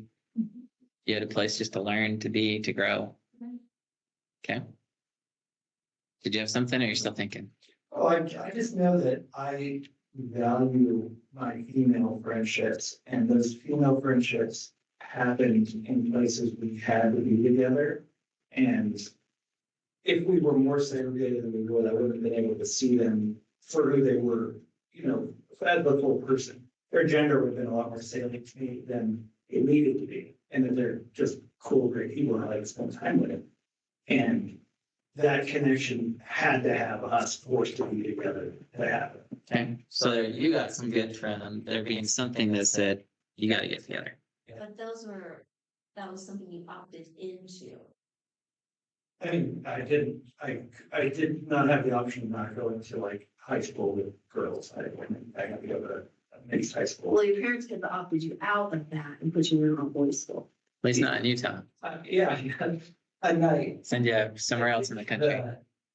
The more opportunities I had for me, the better, and then we could segregate based on our own freedom of choices. Yeah. Right, so we could say like, oh, we have a lot of common interests, we're drama kids, whatever, we'll hang out with each other, not based on our gender, but based on our age and things we care about. So maybe the woman in that scenario really cared about whatever military reference was going on. Yeah, and they wanted the benefits of what it offered. And this is one of the tough things. The court's looking at it going, look, if you're gonna tell us you're gonna make this new program at Mary Baldwin College for girls, it's brand new. This VMI program's got 160 years of tradition behind it. 150 years of tradition behind it. They go, people hire the VMI graduates. They know what it is. No one's gonna hire the Mary Baldwin graduates. They're not gonna get the same thing. This isn't equal. And so we had the separate but equal thing thrown up. And the court said no. But interestingly, the military draft is still playing out. There was a case filed by men that said, this is totally unconstitutional. Yeah, You can't make just me declare for the draft. It's got to be everyone. And this went up to the Supreme Court in 2021. The appellate court below did not feel it violated equal protection. And the Supreme Court said, we're not going to hear the case because President Joe Biden's promised us that Congress is looking at this issue and will rule on it soon. when was this? 2021. So Justice Sonia Sotomayor agreed with the Supreme Court not taking it. She says it remains to be seen if Congress does what the Biden's telling us they'll do. She says, but at least for now, the court's longstanding deference to Congress on matters of national defense and military affairs cautions against granting review. So they said, we want to see first what Congress does. If they don't do anything, we'll threaten to take this up again. Which there is no end date on that though. There So isn't. if They do something by 2022 or 2030. There is no end date. They didn't put an end date, but the court could take a case again and say Biden was wrong. They didn't do anything. So What's the pick it end up. date? They didn't put it in. I'm just saying the court at any time, because there is no date. I think that was just punting. Again, I feel like that was, But one reason why are they punting? because then they'll have to say yes or no. Because it's a tough question, right? Yeah. This is a very difficult question. Do we want to force women to be drafted? They do in Israel. They do in Israel, they do in Taiwan, They do in Korea. I think they do in a lot of countries. if we're gonna force, if we're gonna allow, if we're gonna drop their standards to let women in the military, then we should draft women into. We should draft women. Okay, so you're saying because we let women in, they We should be should let subject to the women in. draft. Yeah. Didn't they pass that bill? In 2022, wasn't the budget on That women are part of the draft? it, 2023? Not yet. Women aren't part of the draft yet. Maybe they voted, but it's not official law yet. Okay, because I remember Chick Floyd from Texas being very disappointed that the Republicans supported the vote. And it may have been in one house and not the other, but as far as I know, it's not the law yet. I think there would have been a lot of big news on that across the country. Be pretty, because every 18-year-old girl would have to register with selective service. I know I was mad. You were mad that it's It just didn't you? feel fair to me. I was like, I don't wanna go. Why are you gonna make me go? Not her. Yeah, and this is almost the reverse of my my beef with saying, why isn't there a sports league for me? Because they've created a stereotype of men and they said men are generally better suited for this, so we're gonna send them. And there are some women who are strong enough, fast enough, combative enough to be in the military, but physically speaking, they're the upper ranks of women. And so there's this rank of, that if you view men, they're somewhere along here, and women overlap them at some point. But if you look at the general differences between the two in physical standards and strength, a significant number of women are going to be down below what the military requires. But it's also not like the Civil War, right? Like, it's not like lines of infantry. Most of the jobs in the military are like, hey, we need to move this bolt from here to over here. Hey, we need to keep track of this object on a computer. Like, it's And, not and the this, same military it was even like World War II. okay, But and this, the draft, I would say, is wartime. Like if we're drafting. then we need bodies, right? Yeah. And I feel like. People to go fight. There are things you can do besides fight, like that's the thing, during World War I and II. The men would be sent out and the women would stay at home, take care of their families, and they would do things to, help promote like the war effort. And they would do things behind the scenes that wasn't actually going out there sacrificing themselves. And I think that role should probably stay in place. We need people to stay here and keep our country going. Okay. And during World War II, a lot of women served as Rosie the Riveter. They actually went and riveted all the warships and things together, served in a lot of industrial capacity. But it begs this question of, well, what is a woman? What is a man? Do we want our daughters out fighting and being drafted? Do we want our sons out fighting and being drafted? Someone's got to do it. And we're really pushing up against the crux of these issues saying, well, is there a difference between men and women? And even the Supreme Court's punning here because they're going, Can't make that declaration. ooh, this is a tough call. And this is Justice Sonia Sotomayor. Yeah. It's all for women's rights. And she's still going, ooh, we don't know. Let's see what Congress does first. Well, and I think it's hard for Justice Jackson, who doesn't know what a woman is, to make a comment on this. But again, going back to this question of what is a woman? If it's solely based on physical characteristics, that's one thing. But if you're trying to define something that transcends physical side, it gets much harder. And I haven't met a conservative that can do it either. That can define something without using physical body. Well, I think I've heard that all wars the United States have been involved in since the Second World War are illegal, is that correct? They've not been declared. Yeah, so They are illegal, right? So when it comes. illegal is a loaded term. Well, So Congress hasn't officially declared war in a lot of them, but they granted the president police power to be a policeman in other countries. if you were actually drafted male or female and said, I don't agree with this war, surely that has a. You ended up in jail. People did it. So Vietnam said, I don't agree. You go sit in jail instead of serve your time fighting. So when we talk about legal or illegal, a lot of scholars of the Constitution like to say, oh, this is actually illegal because it wasn't declared by Congress. Well, Congress passed the President Police Power Act. They delegated power to the president to just, Can they do that according to the Constitution? according to the Supreme Court's interpretation of the Constitution, they can. Supreme Court reviewed it. It was in the 30s, whether Congress can delegate power to the president. And they determined that they could. So Congress actually passed an act. And so the Constitution requires Congress to declare war. But Congress said, we're going to delegate some of that power to the president. And we're going to say the president can take police power in different countries and just go without a declaration of war. So America's been a policeman all over the world. That's a whole nother story, whole nother discussion for another day.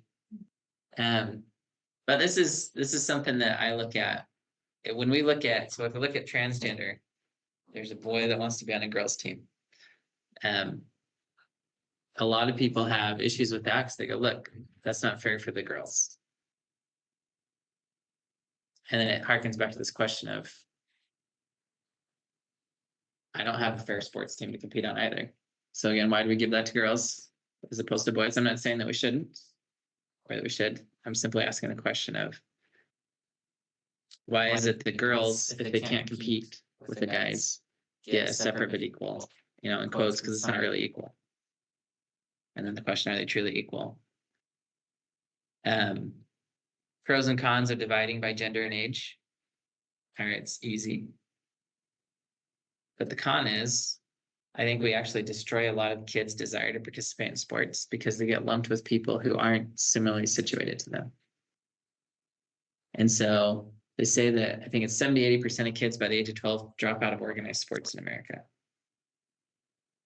because it's no fun. They're getting left behind. There's a couple kids that are incredibly good, but you're stuck with them. I'm playing with the huge kids that are pounding me, blocking the balls, whatever. And the question then comes up, is there a better way to divide participants in sports? Could we actually solve this issue of who can participate on a team by taking out some of the designations that we've had in place? And one sport that's done this, and I think they've done it incredibly well, is pickleball. Pickleball came out and said, we'll just rank you. We'll set a system and we'll tell you where you're at skill-wise. And then for pickleball to be fun, the only way that pickleball is fun is if you play with someone at your own skill level. Well, doesn't wrestling do that and like boxing? Wrestling doesn't do skill, they divide by weight. Is it height at all? Or just... No height, just weight. And so you could be a short kid wrestling a super tall kid. Then that would happen. You have a round kid wrestling a tall, skinny kid. It didn't work.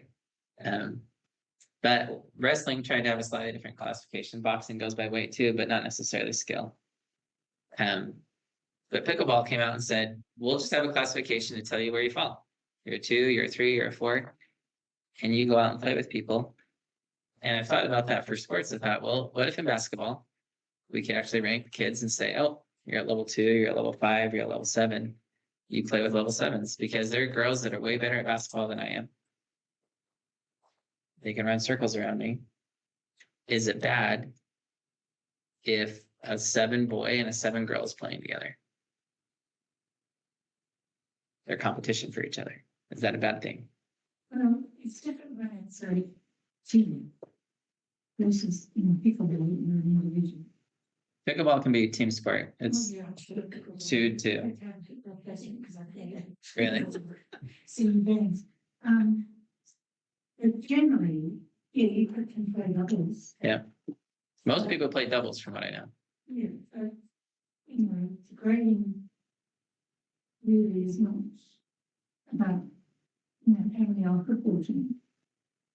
I think a better chance to It's knock someone down. So like, yeah, let's have men and women play golf.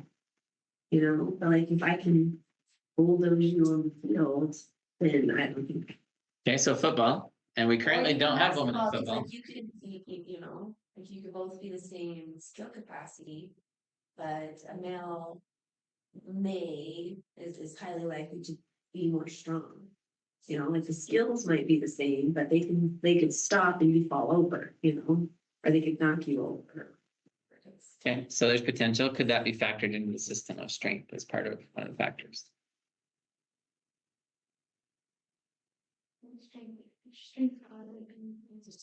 Those kind of things can work as on a youth, you talk about a youth, that by the time they're 12 and they're playing, but those things could probably be helped in a younger age, but when you get, by the time you get to the place where the money's involved, nobody's gonna be betting on equal outcomes.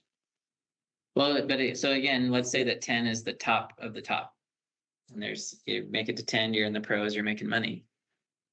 But what if a woman was good enough to play on an NBA team? Should the NBA be allowed to let her on? How about they make a lot of money if they do it? I don't know. Okay, and it's fine to not. I think they should, but I don't think you'll ever see one. Well, women continue to push the balance more and more and more. So do the guys. So the guys, but the first top. So the NBA is having a 3-point competition against the WNBA. The top 3-point shooter from the WNBA is taking on the guy from the NBA. It's not fully equal. They have their different lines still and their different size balls. But it's a 3-point contest between the two of them. And Yeah, so that's not like real game. Well, so It's not a they real have game. different lines and different sized balls, so like, how could they play on the same team? Well, but again, this is just to go to the place of saying, what if we took away those distinctions, women had the same size ball? And the line was the same, That's and what the I'm woman talking was about, good like, enough. It's like, I saw an interview with Serena Williams. And somebody had said that, she was as good as any guy ever was. She's so incredible. She said herself, she says, I wouldn't score a point on the best men's tennis player. So they far outclassed me. And she's the best. And I thought of that when you were talking earlier. I'm like, I don't think those Williams, like, I don't know if I remember that or not, but like, it's like, they acknowledge it. And they're But still- superstars, and they're like, no way. Still, but this is still slightly evading the question of what if the woman was good enough? Is there a problem with having her on the NBA team? If she is as good as the men are, Well, they just have to prove it. Oh. I think the problem would be like the band of brothers still and the band of sisters still, and it would greatly impact. So like, do I knock her over? Like the opposing team? Like, do I have the same realms? you're assuming that these men are chivalrous. Well, but that would be assuming they're not, you know what I mean? Like, so do I act, like, do I? And I'll share a personal experience. I wrestled in high school. I was on wrestling the year that they decided they had to let girls wrestle on the boys team because there wasn't enough girls to wrestle and have a girls wrestling team. I had a deep moral conflict with wrestling a girl. I refused to do it. I didn't feel it was appropriate. And I listened to what the wrestlers said that did wrestle girls. It was not appropriate. The things they were thinking and what was taking place. And so there is a place to say, a lot of physical contact, men, women, there's a whole nother side to our nature that can make some things not appropriate. But again, this is now going deep into this question of, so are there levels of respect? We have societal things that have chivalry or respect or other things in place. Should they be there? Should they not? People are going to debate about this. But when I look at the law and say, if the law comes down and says no girl can ever be on a boys team and no boy can ever be on a girls team, then the law is picking a winner and a loser. But what if, instead of the law saying that, the law just said, the free market is free to create a girls only team, they're free to create a boys only team, they're free to create a mixed team. Let the free market respond to this, produce these scenarios, let them create their grading systems, let them go through things, differentiate however they want based on skill. I actually believe that, going back to this balance, if we have private solutions, there's enough money in sports. There's going to be all kinds of teams if we let the free market decide that. I'm a huge fan of saying some girls need girls only teams. I believe that there's some girls that will only participate in sports if there's girls only teams to participate on. Let's give them that. But when the government comes in and says, this is just what it is, we're the ones with the solution. We've now picked winners and losers. And when we do that, a battle starts to brew in society. We then start to fight with each other about, well, this person, that person, you're excluding this person. And I look at it and say, there's a lot of girls that would be comfortable competing against a boy. They'd welcome the competition. Let them join a league that does that. But right now, our government has a fairly tight control on sports because it integrates it into education. And sporting fields and venues, almost all of them are government owned or controlled. And they don't let the private market come in and do things. They set the rules for it. And then they have these classifications. And so one of the things I look at with this issue is I say, well, we're upset right now because we're saying you're taking something away from the girls. If a boy is transgender, wants to be on the girls team, but a boy that looks like a girl isn't going to make it on the boys team either. They're going to be mean to him. And so again, as a society, we're now saying we're picking a winner or loser if the law comes out and says one way or the other. And I go, well, this is where liberty comes in. There's so many people that would say, hey, I want to create a place for these people. We go create a team, we go create the system. And I believe if we opened it up and broke down these, allowed people to choose different classification systems, we would naturally solve the problem. People would have a place to go and to be a part of things. But I still believe we should be allowed to have a girls only team, a boys only team, and then to create these other ones that would mix them. Because again, I think there's a lot of athletes that would enjoy the competition because it is different. You play a girl, you play a boy. If those two mixed more, we might see them, their skills aligning more and coming in play more. But we don't currently. But curious, if you look at the Supreme Court side, if there's a law that says transgender boys can't join girls' sports, Utah has that law. They've sued on it. It's in the courts. How would you guess that comes out? Is there an exceedingly persuasive justification for the government to say, we keep these kids off the team? I think the largest justification is because they don't match. It's when the boys join girls' teams and they don't match, that causes a problem with like Leah Thomas and all the swimming. Yeah. It's like So 6 there's- feet taller, you know, like all like, it's like the 400s on the men's side and he's number one on the women's side. That is not a match. So if an equally matched boy joins a girls' team, I don't think anybody cares. But it's when they come and dominate, or like that Texas player, that Texas wrestler that, you know, was non-competitive as a boy and then switched to the girls and like took states and was, you know, hurting the girl wrestlers. Yeah. Like that is when it's not okay. And no trans men dominate anything. On the No. men's side, you're saying? Yeah, Oh, so on the that would women's. go to the men's side, like that's not, nobody's upset about that because they're not hurting people. They're not stealing trophies. It is interesting though, it's a tiny problem in terms of numbers. Like there are very, very, very few trans girls playing on girls teams.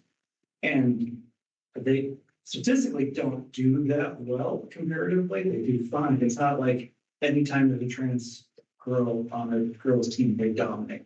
We just hear about it because. The we shouldn't hear injuries, about it. yeah, like we hear that. And so I honestly just don't think it is that significant a problem in terms of statistics. It's a very tiny minority. There are great big huge women who dominate other women, and sometimes that's hard, right? And I think that's sort of. That's my point. Which is like, maybe we just need to have a system where it's, Whereas it's pickleball. yeah, it's pickleball.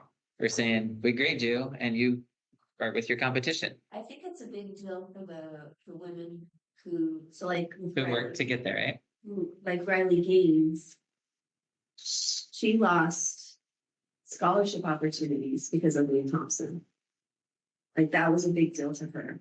Well, you're gonna lose a scholarship opportunity to a woman who's just big. And- Yeah, so then she Well, was, then she she wouldn't have was- won then, like she was matched against someone of her own sex that they should have similar capabilities and one was just better than the other. Well, but like, I'm taller than Matt. Matt's a lot better at basketball than me, but like, I'm taller than him, right? And so it's just not fair. The world's not a fair place.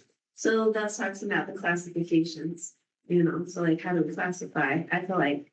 At least with the lead, I don't remember what his real name is, but with the swimming situation at Penn State, like. On the podium, when you see them and he's in first place, he's It's huge. huge. I And, think there's a and he reason was that- paired with men his like age demographic height, what, like skill class. He was in the 400s. But like- we all see that image, right? And I think that image misrepresents the reality of the situation and that this is a very tiny problem. It's very rare that this is even coming about. It's just statistically not an actual issue, especially compared to the actual differences within categories where there are a lot of kids who just get dominated. They get dumped on all their entire youth and they don't want to play sports. They're not. I think I'm in good Austin here where you can fix a lot of the problems by just degenderizing and giving opportunities for people to play each other based on skill. I know for me, I would go do a lot more sports. If I knew what rank I was, basketball, for example, I'd go play with guys my own skill level. I'm not that great at it, and I don't enjoy playing with people that just destroy me. And the guys that play basketball are really good and they destroy me. And I'm like, "Oh, if I could just find some guys my skill level, I'd do it more." Well, the same with a lot of other sports. And it'd be real interesting, like pickleball, just go, hey, you have three, I'm a three, let's go. And you don't care a whole lot. But to the point of though, we still have this unanswered question, and we'll get to you two here. Of is there value in celebrating the highest performing woman athlete without interjecting someone that used to be male into that mix? Because there may be a value to saying we're celebrating the highest performing female possible. So there is this whole side of, yeah, it's just not fair. I can't do all that stuff. I'm excluded. So why should I care if anyone else is excluded? But as a society, do we want to recognize the incredible accomplishments of men and women? Is there a value to that? And I think some people feel very strongly there's a value to saying, we're going to allow a woman to show she's the best woman in the world, even if that's not the best overall. Like Leah Thomas is a good example of like, she would never make it to women's Olympics. She never won. Like, she's not gonna compete at the women's Olympics. She's not that good compared to actual swimmers, to the college swimmers. She's not better than the best female athletes. She was just the best on that team. Do you know what the Olympics has asked all the sports to do in dealing with the transgender issues?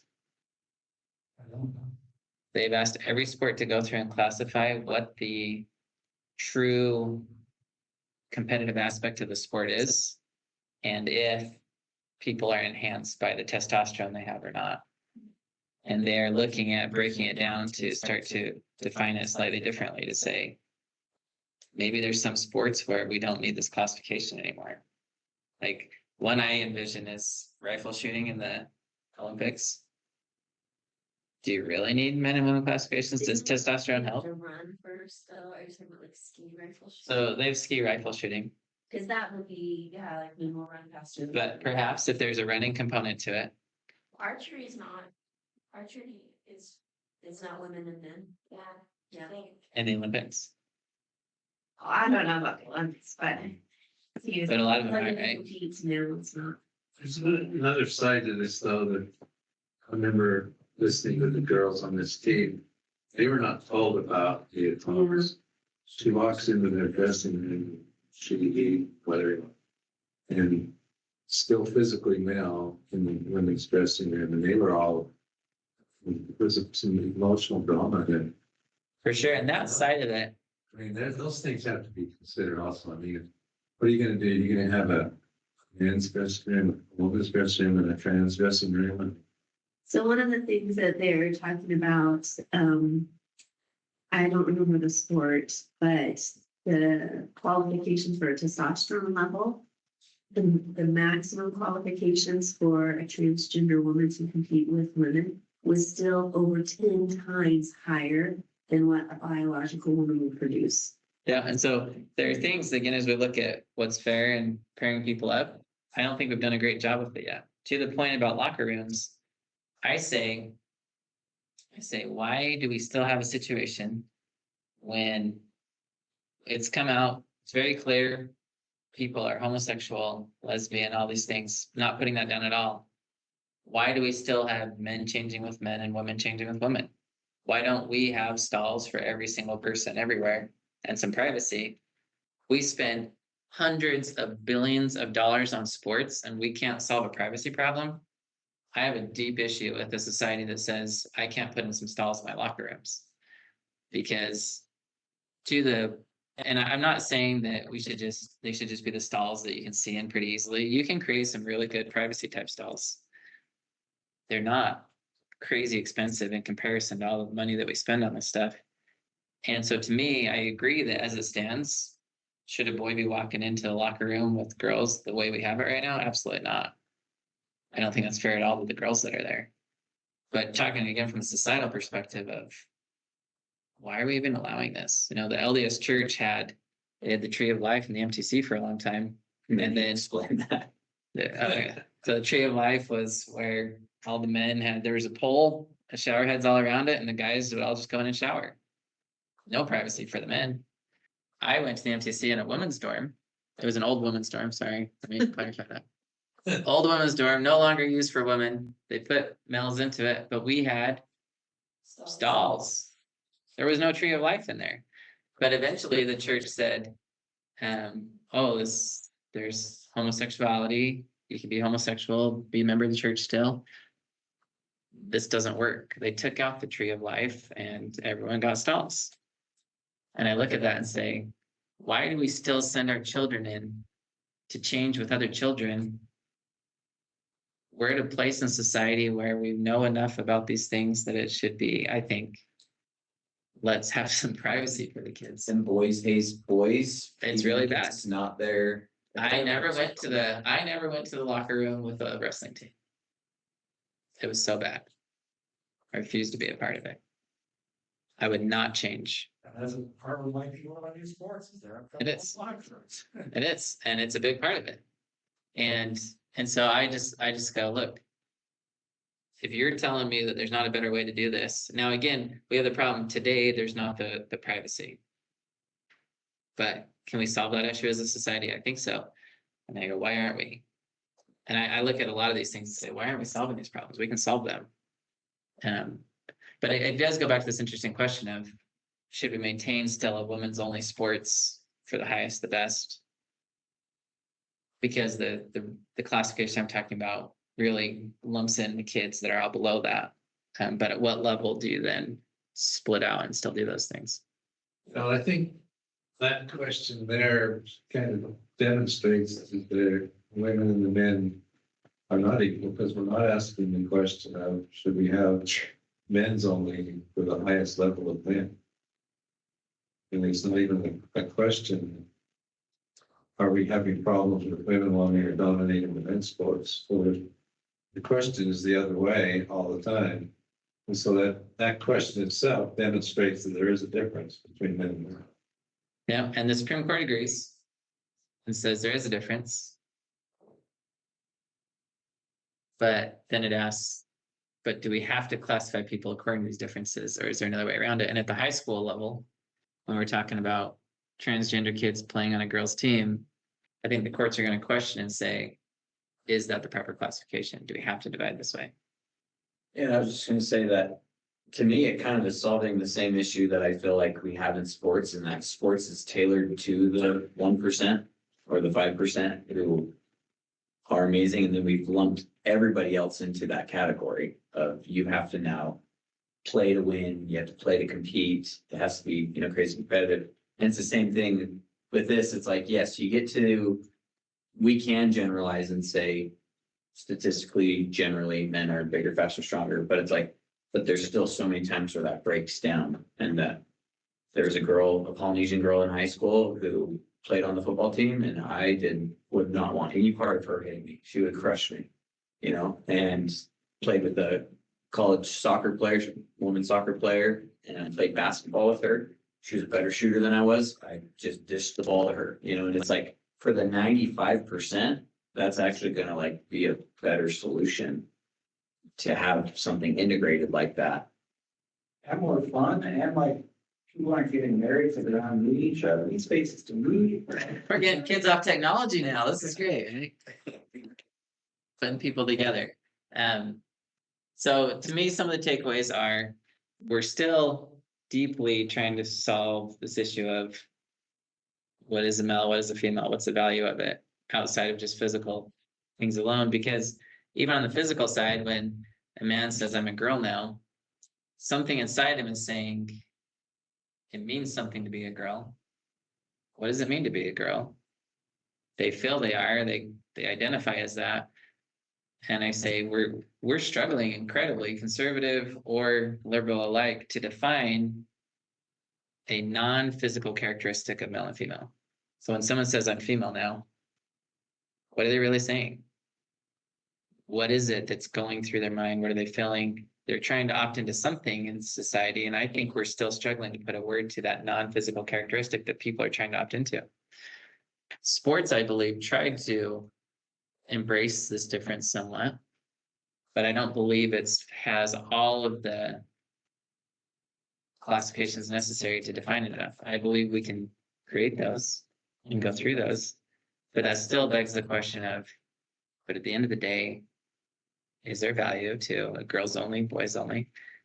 And I look at it and say, since I don't know, since you don't know, let's give it to the free market and let them decide. Wherever the most value is what wins out. And I think that the free market can produce these situations, especially if we just said, to solve this problem, let's let the government say private groups that charge money can use our facilities, and they can rent them out, and they can create different leagues and different solutions and let people propose things and try things. People will opt in, opt out. Some will win, some will lose, and it gets worked out.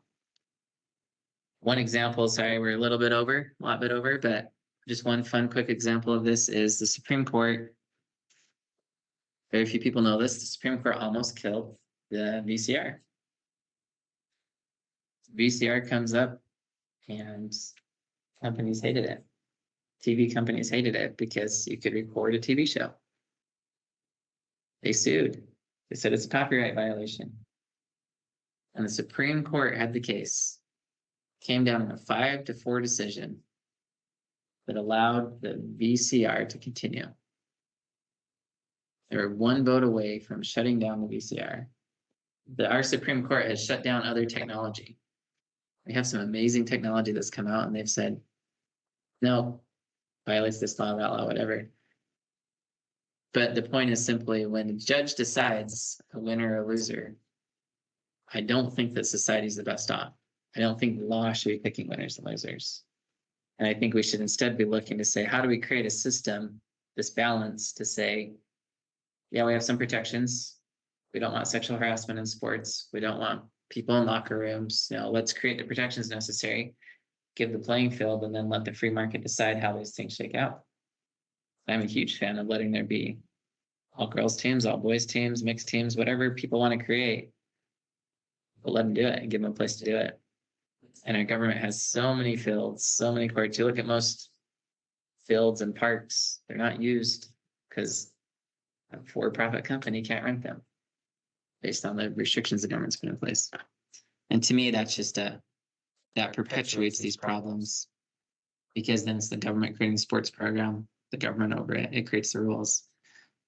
And then when society's bracing with these issues, we're not letting the free market, we're running to our government to give us the solution. And I think that is a problem.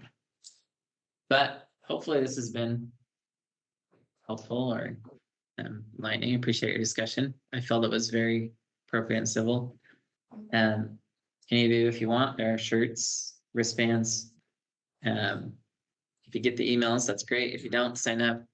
Our next one will be March 14th. And it will be on public-private partnerships and how they're using those to circumvent the Constitution in our country. To me, it's a pretty important topic. I think we'll have a decent amount more then. We're going to do it at Utah Women's Forum. And so it should hopefully be a pretty good discussion. That's March 14th. So thanks everybody for being here. And we will conclude there.